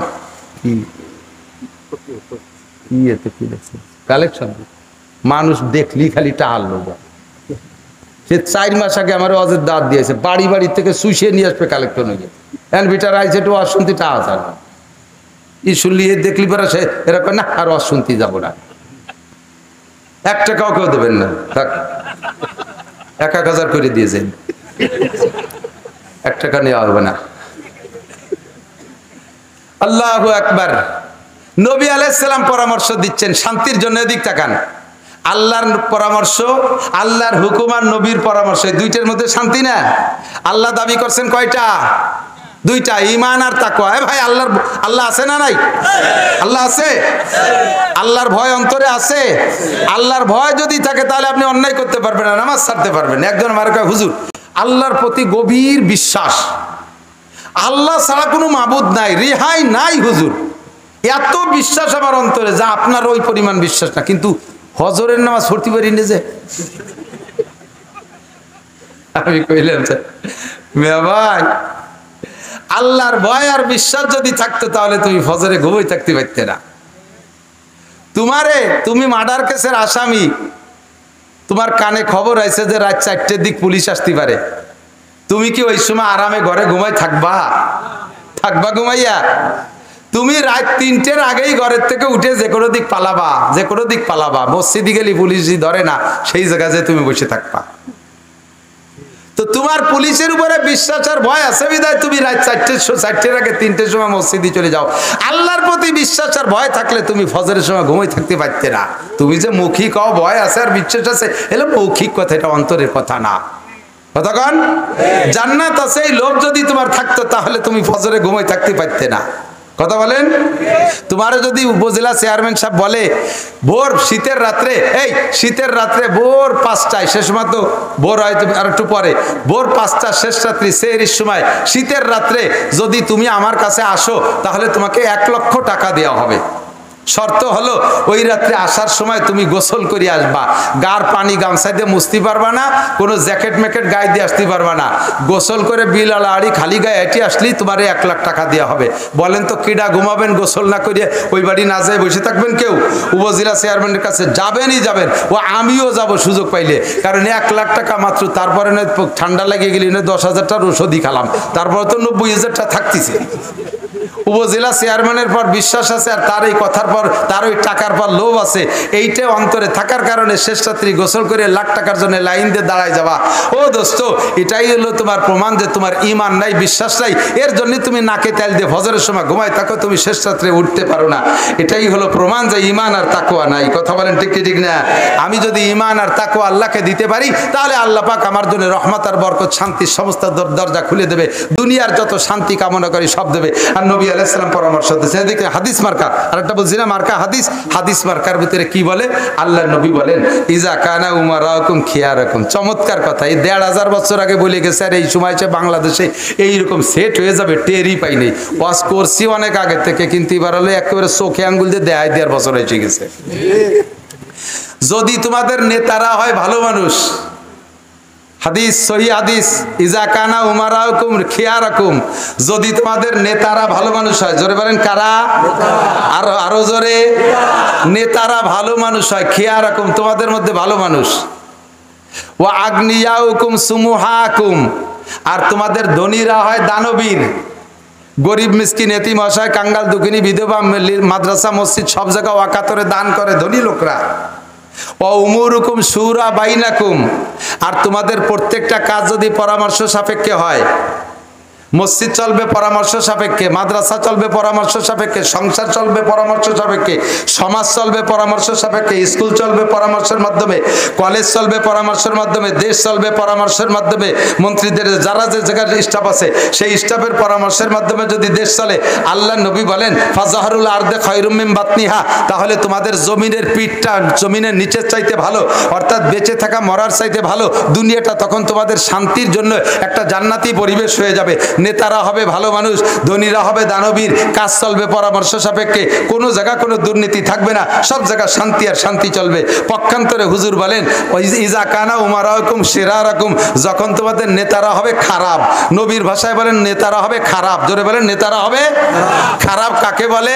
নেতারা নামাজ নাই, নেতারা রোজা নাই, নেতারা হজ নাই, নেতার মধ্যে ফরজ নাই, নেতার মধ্যে ওয়াজিব নাই, নেতার মধ্যে সুন্নত নাই, নেতা ঘুষ খায়, নেতা ঘুষ খায় টাকা নিয়ে চাকরি দেয়, নেতা দেশের মাল মারিয়ে খায়, রাস্তা মারে, টোন মারে, মন মারে, রাস্তা মারে, খাল মারে, বিজিএফ কার্ড মারে, পঙ্গু ভাতা মারিয়ে খায়, বয়স্ক ভাতা মারিয়ে খায়, তারপর বিধবা ভাতা মারিয়ে খায়, এরপরে কারেন্টের তার খাম্বা সহ গিলে খেয়ে ফেলায় দেয়। কতক্ষণ এই কাম নেতারা করে কি করে না? আজকে তত্ত্বাবধায়ক সরকার, অন্তর্বর্তীকালীন সরকারের কাছে সাধারণ পাবলিক ধরা পড়তেছে না নেতারা? জোর হলো না? কারা? আর এর আগে ফখরুদ্দিন সরকারের আমলেও ধরা পড়ছিল কারা? সে সময় উভয় দলের নেতাদেরকে ওয়াকালে এতেকাফে বসাইছিল, তাও মনে আছে না নাই? ইন্ডিয়া ধরে শুরু করছে, যদি এখানে একতরফা ধরা শুরু করছে, যেখানে একতরফা আপাতত জিরা জিরা নজর, কারণ ওরা তো বহুদিন খাটি টেটি আইছে, অনেকদিন ধরতে আকাম করতে সুযোগ পাই নাই, যারা নগদে আকাম করছে ধরতেছে। দেশটা এখন জাহান্নামের আগুনের মধ্যে জ্বলতেছে বলে মনে হয়, কোনো মানুষের অন্তরের মধ্যে শান্তি নাই, সমস্ত মানুষ অশান্তির মধ্যে কাটাচ্ছে। কি হয় না কি হয়, ওদিকে ইন্ডিয়া আলাইসে আক্রমণ করে, নাকি চায়না আলা করে, নাকি আমেরিকা আলাইসে সেন্ট মার্টিন ঘাঁটি বানায় ফেলে, ইত্যাদি ইত্যাদি দুশ্চিন্তা। সমস্ত দুশ্চিন্তার কারণ নেতাদের দুর্নীতি। কতক্ষণ ঠিক না? নেতাদের দুর্নীতি। এই নেতারা যদি ভালো হইতো, আফগানের নেতারা ভালো, শান্তির শেষ নাই সেখানে। কথা বলেন ঠিক না? আমার বাংলাদেশে সামনে যদি শান্তি পাইতে হয়, তাহলে এমন নেতা আমরা কামনা করি। কথা বলুন ঠিক? যেই নেতা কোরআন জানে, যেই নেতা হাদিস জানে, যেই নেতা তাহাজ্জুদ পড়ে, যেই নেতা কোরআন পড়ে, যেই নেতা তবলিগি যায়, যেই নেতা হাদিস পড়ে, যেই নেতা ফরজ আদায় করে, যেই নেতা মিথ্যে কথা বলে না, জিনা ব্যভিচার করে না, মানুষের হক মাইরে খায় না, জাকাত ফিতরা মাইরে খায় না, এই সমস্ত দিনদার আল্লাহওয়ালা নেতা যদি হয়, তাহলে আমরা শান্তি পাবো। আমরা দোয়া করব আল্লাহ তাআলা যেন আমাদের সামনে যে সম্ভাবনা আসতেছে, তত্ত্বাবধায়ক সরকারের পরেই তো আসবে ইনশাল্লাহ নির্বাচন, এই নির্বাচনে আমরা এবছর কোরআন সুন্নাহর আইন বাস্তবায়ন করে যারা, তাদের মাধ্যমে আমরা এদেশের শান্তি কামনা করব। ঠিক কি ঠিক না? যদি সেরকম কেউ আসে সামনে, আমরা তাদের সমর্থন করব তো ইনশাআল্লাহ। শুধু দোয়া করবেন যাতে ইমানদার ওলামায়ে কেরামরা এক প্ল্যাটফর্মে এসে আপনাদের সামনে নিয়ে আসতে পারে। আমার যুবক ভাইরা, আমি এখানে দেখেছি এই জায়গার যুবকরা আছে, সমন্বয়ক যুবকদের একটা কমিটি গঠন হয়েছে। তাদের চেহারা দেখলে, যদিও তারা স্কুল কলেজের ছেলে, তাদেরকে দেখে আমার দিলটা ভরে গেছে। তাদের উদ্দেশ্য আমি শুনেছি, সবগুলো দারুণ উদ্দেশ্য। তারাও চাইতেছে, সমস্ত সমন্বয়ক ছাত্ররা চাইতেছে যে আমরা সামনে কোরআন সুন্নাহ অনুযায়ী একটা দেশ চালায় দেখি, একটা টার্ম কমপক্ষে চালায় দেখি এরা কি আনতে পারে আল্লাহর কাছ থেকে। কারণ এরা দেশ চালাবে, শেষ রাতে উঠে আল্লাহর কাছে উলামায়ে কেরামরা মুনাজাত করে, হাত তুলে কান্দে, আল্লাহ তুমি আমার হাতে দাও, আমি উম্মতের কাছে দেই। বাচ্চা শাহজাহান রহমাতুল্লাহ আলাইহির কিসসার মতো। বাচ্চা শাহজাহান রহমাতুল্লাহ আলাইহি বহুত বড় আলেম, বুজুর্গ বাচ্চা ছিলেন। ফজরের নামাজ পড়ে ইশরাক পর্যন্ত মসজিদে বসে তাসবিহ তাহলিল তিলাওয়াত করে এরপরে ইশরাকের নামাজ পড়ে বাসায় যায়। তো উনি মসজিদে বসে ইশরাক পর্যন্ত আমল করতেছেন। এর মধ্যে উনার বাসায় ফকির গেছে। তো ফকির বাসায় গেলে বাসার থেকে বলছে যে বাদশা তো মসজিদে, আমরা মেয়ে ছেলেরা দিলি কি বা দেবো, তুমি এই এলাকার, উনার দেশের নাগরিক, উনার কাছে যদি চাও তাহলে তোমার চাহিদা পূর্ণ করে দেবে, তুমি মসজিদে যাও। তো মসজিদে আইসে ফকির করে দিন বাদশা শাহজাহানকে দেখে নাই। তো তার একটা বিশ্বাস, বাচ্চা হবে তো মুকুট হবে, বাচ্চা হবে তো প্যান্ট শার্ট টাইকোট হবে, বাচ্চা হবে তো পুলিশ পাইক পেয়াদা পাইতে থাকবে, সেরকম একটা শান শওকতে থাকবে। তো এইরকম যদি কেউ দেখি তাহলে বুঝবো যে বাচ্চা। তো এইভাবে আইসে দেখে মসজিদের দরজায় একজন দাঁড়ানো, খুব ডাটের পোশাক পরা। সে ফকির আইসা এই লোকটারে বাচ্চা মনে করে বলছে, বাচ্চা নামদার আমারে কিছু ভিক্ষা দেন। তো ওই লোকটা অরিজিনাল বাচ্চা না, উনি হলেন বাচ্চার গার্ড, বাচ্চার বডিগার্ড। তো উনারে দরজায় দাঁড় করে বসছি, মসজিদে বাচ্চা ইবাদত করতেছে, তার পোশাক আশাকে ফকির মনে করছে এইটাই বাচ্চা, তার কাছে টাকা চাইছে। তো দারোয়ান বলতেছে, ভাই তুই আমার চাকরি খাবি, তুই আমার বাচ্চা বলতেছিস, শুনলি বাচ্চা তো আমার চাকরি শেষ করে দিবে রে। আমি বাচ্চা না, বাচ্চা হলো মসজিদের মধ্যে, তুই যা। তো মসজিদের ভিতরে যাইয়ে দেখে সারা মসজিদ ঘুরে কোনো জায়গা বাচ্চা পাইনি, দেখে এক কোনায় এক ফকির কান্নাকাটি করতেছে। তখন এই ফকির আর ওই ফকিরের কাছে কিছু না চাইয়ে চলে আসছে। তো বেরোয় যাওয়ার সময় দারোয়ান বলতে, কি দিলে একটু দেখাই যা। বাচ্চার কাছে চাইছি, বাচ্চা তো কেউ কম দেয় না, তোরে কত দিলে একটু দেয় না, আমি ভাগ চাই না। তখন ফকির ওই দারোয়ান রে কয়, বেয়াদবি মোটে করবি না, বদমাশ মিথ্যেবাদী, এই মসজিদি বাচ্চা আসে কোন জায়গা থেকে, আমার চাইতে এক ফকির এক কোনায় বসে কান্নাকাটি করতেছে, তুই আমার ধোকা দিচ্ছিস, বদমাশ। ধমক দিলি। দারোয়ান কাছে, তুই জীবনে বাচ্চা শাহজাহানরে দেখছিস? কয় না, বাচ্চারে তো দেখি নেই বলে তো চিনি নেই। কয় যে ওই এই বাচ্চা শাহজাহান, যা আবার যা, খালি এতে চলে যাচ্ছিস। তো এইবার যাই দেখে বাচ্চা শাহজাহান মোনাজাত করতেছে, আল্লাহর কাছে কাঁদতেছে। ও দূরের থেকে হাত পাততে পেতে গেছে, বাচ্চা নামদার আমার একটা টাকা দেন, আমার একটা পয়সা দেন। কাছে যে যখন দেখে যে বাচ্চা শাহজাহান মোনাজাত করতেছে, তখন ফকির হাত গুটাইয়া হাতটা ছাড়িয়ে দিয়ে আবার বেরোয় চলে যাচ্ছে। আবার দারোয়ান কয়, কি দিলে দেখা গেলি না? তুমি তো কথাই কবি না। ফকিরের কাছে ফকিরি কি পাবে রে? এই কইতে কইতে বাচ্চা শাহজাহান মোনাজাত সংক্ষেপ করে বেরোয় এসে বলতেছে, হে ফকির, তুমি আমার কাছে চাইলে না নিয়ে চলে যাচ্ছ, কিয়ামতে আল্লাহর কাছে অভিযোগ করবা, তুমি কিছু নিয়ে যাও। তো ওনার কথায় একটু মন নরম হয়েছে, কিন্তু আস্থা হচ্ছে না যে উনি তো আমার চাইতে গরিব দিয়ে আসলাম। তাই সে বলতেছে যে কাছে আসছে, আসার পরে বলতে, তুমি আমার কাছে চাইলে আবার না নিয়ে চলে যাচ্ছ কেন? কয় যে চাইছি তো, বললো যে আপনি বাচ্চা তাই মনে করেছে, কিন্তু চাইছি, কিন্তু চাইয়ে দেখি যে আপনি আমার চাইতেও গরিব। আমি তো একটা পয়সা দিনে এক হাত পাচ্ছি, আপনি আবার তো গেড়িও বুঝতেছে, হাত পাইতে বসে রয়েছেন কার কাছে, দুই হাত পাইতে বসে রয়েছেন। আপনি তো আমার চাইতে অভাবী, তো যে লোকটা দুই হাত পাতা ফকির, সে এক হাত পাতা হয়ে কি দেবে? এই জন্য তাড়াতাড়ি আমার জান ইমান বাসায় আমি সাইডে চলে যাচ্ছি। তো বাচ্চা শাহজাহান বলতেছেন, আমি তোর সে গরিব, কথা সত্যি আমি বাচ্চা শাহজাহান, এবং আমি তোর সে গরিব, আমার কোনো সম্পদ নাই, আমার নিজস্ব কিছুই নাই। আল্লাহ পাক এই জাতির দায়িত্ব আমার কাছে দিয়েছে, আমি গভীর রাত্রে হাত তুলে মালিকের কাছে, ইশরাকের পরে হাত তুলে মালিকের কাছে, শাস্তের পরে হাত তুলে মালিকের কাছে, তাহাজ্জুদের পরে হাত তুলে মালিকের কাছ থেকে দু হাত ভরে চাই, আল্লাহ তুমি আমার হাত দুটো ভরে দাও, আমার এই জনগণকে যাতে আমি হাতে হাতে বন্টন করে দিতে পারি। আমি আল্লাহর কাছ থেকে চেয়ে আই না, তোদের হাতে হাতে বন্টন করি। আল্লাহ আমার হাত দুটো ভরে দিয়েছে, আর তার একটু তুই নিয়ে যা। বলেন না সুবহানাল্লাহ। তাহলে আমার কিছুই নাই, সবকিছুর মালিক কে? শাহানে জাহা সব হে তেরে দর কে সুয়ালি, ও দিল নেহি জু দিল হো তেরে ইয়াদ সে খালি। দুনিয়ার যত রাজা বাদশা, তার নিজস্ব কোনো সম্পদ নাই, সব সম্পদের মালিক কে? ওই মালিকের কাছ থেকে চাইয়ে এনে দিতে পারে যেই রাজা, আমরা তারে ভোট দেব। কথা কোন ঠিক না? যে রাজা ওই মালিকের কাছে চায় না, নিজের ক্রেডিট দেখায়, আমি এটা করেছি, ওটা করেছি, সেটা করেছি, আরো করব, সামনেবার সুযোগ দেন, দেখেন কি করি, আসমান ভেঙে জমিনে নামাবো, লাঠির মধ্যে মুগুর ভরবো। যে নিজে সব করে, আমলিগ করুক আর বিএনপি করুক, যারা নিজেরা করে তাদের কাছে আমরা চাবো না। কথা বলেন ঠিক না? যে আল্লাহর কাছ থেকে আমাদের চেয়ে এনে দেয়, এই পার্টির আমরা সামনে সমর্থন করব। ঠিক না? সেই পার্টি আমাদের সামনে আল্লাহ যেন ব্যবস্থা করে দেয়। বলেন আমিন। আমরা মুসলমান সবাইরে দেখছি, সবার শাসন আমরা দেখছি, আর আমাদের ভালো লাগে না, আমরা আর আন্দোলন করতে চাই না, আমরা আর রক্ত ঝরাইতে চাই না নিজেরা। আমরা মালিকের কাছ থেকে চেয়ে এনে দেয় যে ইজা কানা উমারাকুম, ওমরের মতো খলিফা চাই, আবু বকরের মতো খলিফা চাই, উসমানের মতো খলিফা চাই, যে বাড়ি যাই আগায় দিয়ে আসে। কথা বলেন ঠিক না? বাড়ি যাই আগায় দিয়ে আসে, আমাদেরটা জায়গায় বসে বেশাল পাইতে শুষিয়ে না খায়। বিভিন্ন জায়গা জাল পাইতে থুইছে, ওখান থেকে দিয়ে যাও, খাইছো, খাও, এখন পরান বেরিয়ে খাও। যে দলেরই হও, এরকম খানেওয়ালা যারা হবা, টিকবা না ইনশাআল্লাহ। আল্লাহ পাক বলেন, সানাস্তাদরিজুহুম মিন হাইসু লা ইয়ালামুন, কোন দিক দিয়ে মার দেব টেরও পাবি না। অস্ত্র তোর কাছে আছে, বিনা অস্ত্রওয়ালার দিয়ে তোরে শুয়াই ফেলাই দেবো আমি আল্লাহ তাআলা। এই ক্ষমতা আল্লাহর আছে না নাই? কোন দিক দিয়ে মারবো টের পাবি না।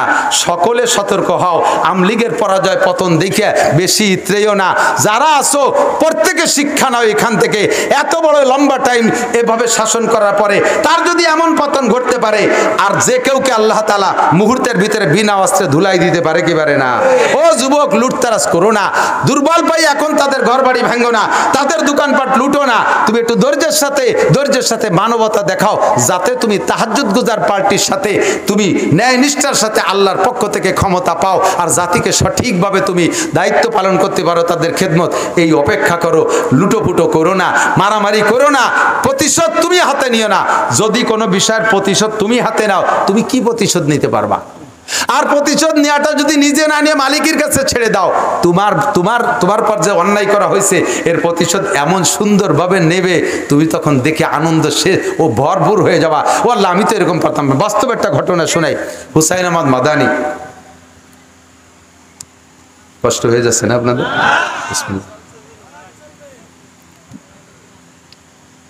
হুসাইন আহমদ মাদানী সদর শাহ হুজুরের উস্তাদ, আহমদ শফি শাহ হুজুরের উস্তাদ, বাংলাদেশের এরকম বড় বড় অনেকের উস্তাদ। সারা পৃথিবীতে এনার মতো ওনার ছাত্র এই সাইজের। তবে এদিকটা কেন, আমাকে মক্তবের হুজুরের ছাত্র কি ওই সাইজ হয় নাকি? হুজুরটা যেমন তার ছাত্র সাইজ সেরকম না। তো হুসাইন আহমদ মাদানী কত বড় মানুষ, যার ছাত্র সদর সাহ আহমদ শফি সাহ, এরকম বেটা মানুষ। এই হুসাইন আহমদ মাদানী এই দেশকে প্রথম ইংরেজ থেকে 47 সালে যে স্বাধীন করছে, এটার এই অগ্রনায়ক ছিল হুসাইন আহমদ মাদানী, শাইখুল হিন্দ মাহমুদুল হাসান দেওবন্দি রহমতুল্লাহ আলাইহি। উনাদের নেতৃত্বে হিন্দু মুসলমান জোট করিয়া ইংরেজ তাড়াইছে। তো সেই হুসাইন আহমদ মাদানী যখন এই রাজনৈতিক প্রোগ্রাম করতেন, বিভিন্ন মিটিং করতেন, সে সময় ইংরেজদের 5-8 একটা দল ছিল মুসলমান। সিলেটে আসছে হুজুর মিটিং করতে, বিশাল জনসভা, স্টেজ সেরকম। তো হুজুর স্টেজে বয়ান করতেছেন, তৎকালীন ইংরেজের 5-8 এক মস্তান নেতা, মুসলমানেরই সন্তান, হুজুরকে অপমান করার জন্য একটা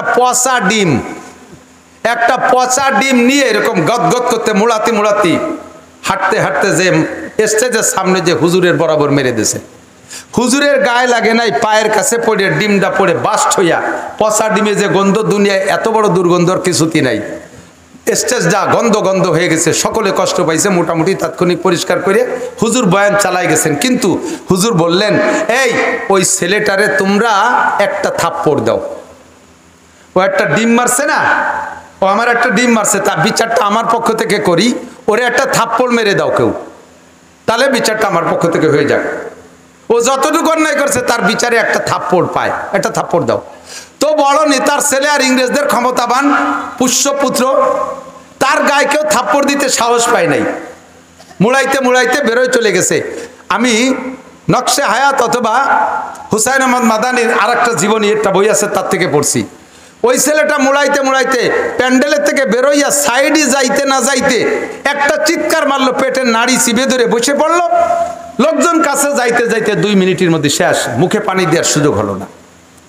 মাদানী রহমতুল্লাহ আলাইহি এইটা দেখে খবর পাইয়া সকলকে ভৎসনা দিচ্ছেন, ধমক দিচ্ছেন, তোমরাই সর্বনাশ করলে, ওই ছেলেটা অন্যায় করছে, আমি বললাম যে একটা থাপ্পড় দাও, থাপ্পড়টা যদি দিতে তাহলে বিচারটা আমার পক্ষ থেকে হয়ে যেত। এই বিচারটা তোমরা আমার পক্ষ থেকে কেউ করলে না, বিদায় বিচার আল্লাহর হাতে নিয়ে এনেছে। আর আল্লাহ পাকের ওয়াদা, মান আদারি ওয়ালিয়ান ফাকাদ আযানতু বিল হারব, যে আমার ওলির সাথে বেয়াদবি করে আমি আল্লাহ তাআলা তার সাথে যুদ্ধ করি। আল্লাহর যুদ্ধ করতে অস্ত্র লাগে না, আল্লাহ তাআলা কোন শব্দতে যুদ্ধ করে ছেলেটারে শেষ করে দিল। তোমরা যদি থাপ্পড়টা দিতে তাহলে ছেলেটা মরতো না। ও দোস্ত, বুঝাইতে চাইছি, এরকম ওলি আল্লাহ কারে কোন জায়গা কষ্ট দিয়ে ফেলাইছে কেডা, তার কারণে আল্লাহ তাআলা এত বড় ট্র্যাজেডি ঘটায় দিয়েছে। আমরা যদি এমন কিছু না করি যাতে বিচারটা উল্টে চলে আসে, আমি যদি বিচার নিজে হাতে নেই তাহলে তেমন কিছু করতে পারবো না, একটা চড়ের পরিবর্তে একটা চড়। বাকি যদি আমি ধৈর্য ধারণ করি, আমার উপরে যে জুলুম বিগত কেউ করেছে এর বিচার আল্লাহ তাআলা করবে। আর আল্লাহ যদি বিচার করে তাহলে বিচারটা অনেক সুন্দর হবে। কথাগণ ঠিক না? সকলকে সমঝোতার সাথে স্বাভাবিক থাকার পরামর্শ দিচ্ছি, অনুরোধ করতেছি। আমরা অপেক্ষা করি, শান্তশিষ্টভাবে রাজনীতিটাকে সুন্দর করার চেষ্টা করি। আমরা নেক রাজা এবং নেক নেতা, আল্লাহ রসুল যা বলেছে যে কারা উমারাকুম খিয়ারাকুম, নেতারা যদি ভালো হয়। 2 নম্বরে আগনিয়াকুম সুমহাকুম, সমাজের ধনীরা যদি হয় দানবীর, তারা যদি মসজিদ মাদ্রাসা এতিমখানা মাদ্রাসাগুলোর দিকে খেয়াল রাখে, মৌসুমি ফসলের থেকে যদি কিছু দিয়ে মাদ্রাসাগুলোকে উঠে নেয়, গরিবদেরকে খেয়াল রাখে। ও উমুরুকুম শুরা বাইনাকুম, আর তোমাদের সব কাজ যদি হয় পরামর্শ সাপেক্ষে, তাহলে দুনিয়াটা হবে শান্তিময়। পক্ষান্তরে ইজা কানা উমারাকুম শিরারাকুম, নেতারা যদি হয় খারাপ, ও আগনিয়াকুম বুখালাকুম, ধনীরা যদি হয় কৃপণ, ও উমুরুকুম ইলা নিসাইকুম, আর সংসার থেকে সংসদ পর্যন্ত মাতুব্বারি যদি সব বউ গিয়াতে চলে যায়।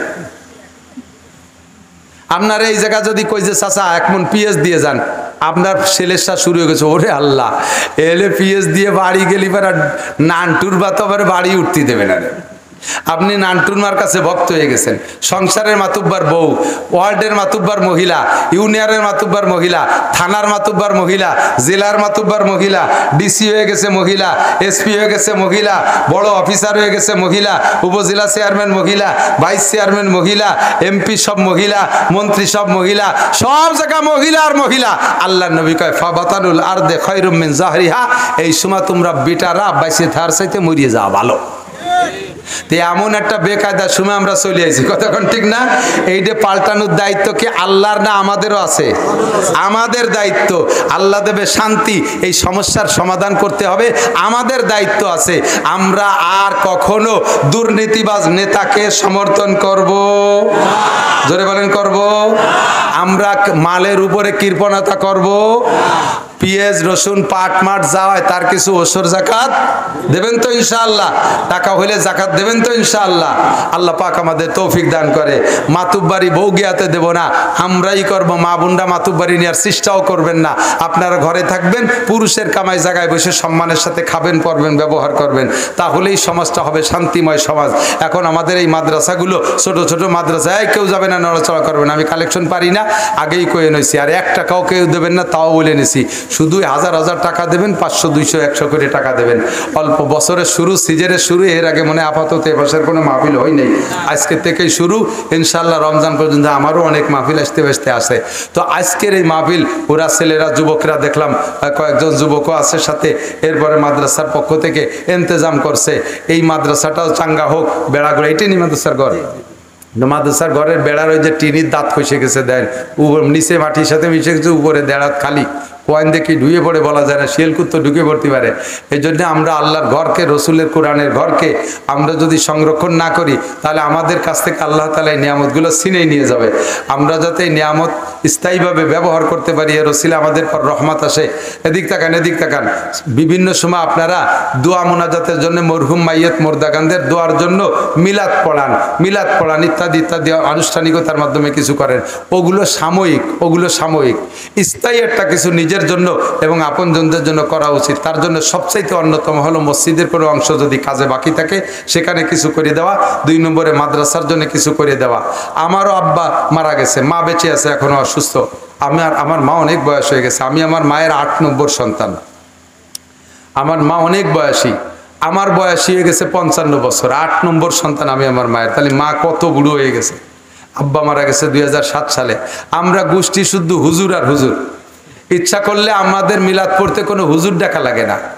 বছরে 2-5 লাখ টাকার মিলাদ আল্লাহর রহমতে পড়াতে পারি, সে তৌফিক আল্লাহ দিয়েছে। কিন্তু দেখলাম এই মিলাদ পড়ানো হলো কলা গাছের মতো, এক কান কাটি খেয়ে ফেললে আর সে গাছে কলা হয় না। যখন মিলাদ পড়াবো, খাওয়া দাওয়া ভালো হলি, দোয়াটা ভালো করে, খাওয়া খারাপ হলি কয় যা পড়ছিলেন সব ফেরত।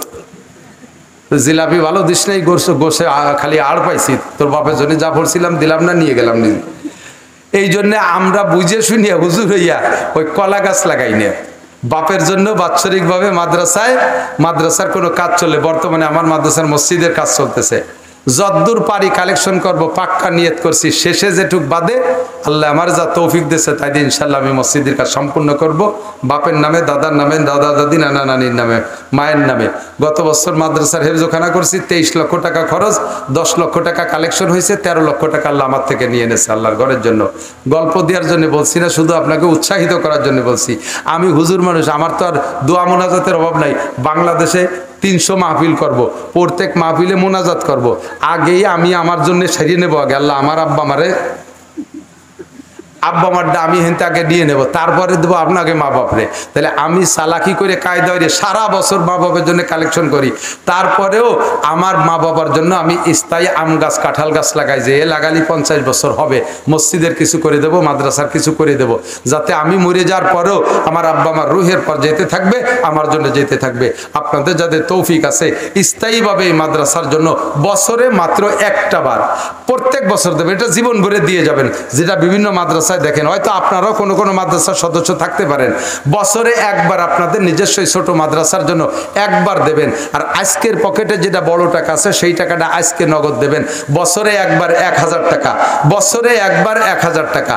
কোনো আল্লাহর বান্দা সর্বপ্রথম যদি হাত জাগান, তার দেখা দেখি যে কয়জন দাঁড়াবে পরে সব কয়জনের নেকি প্রথম জনের আমল নামায় জমা হবে।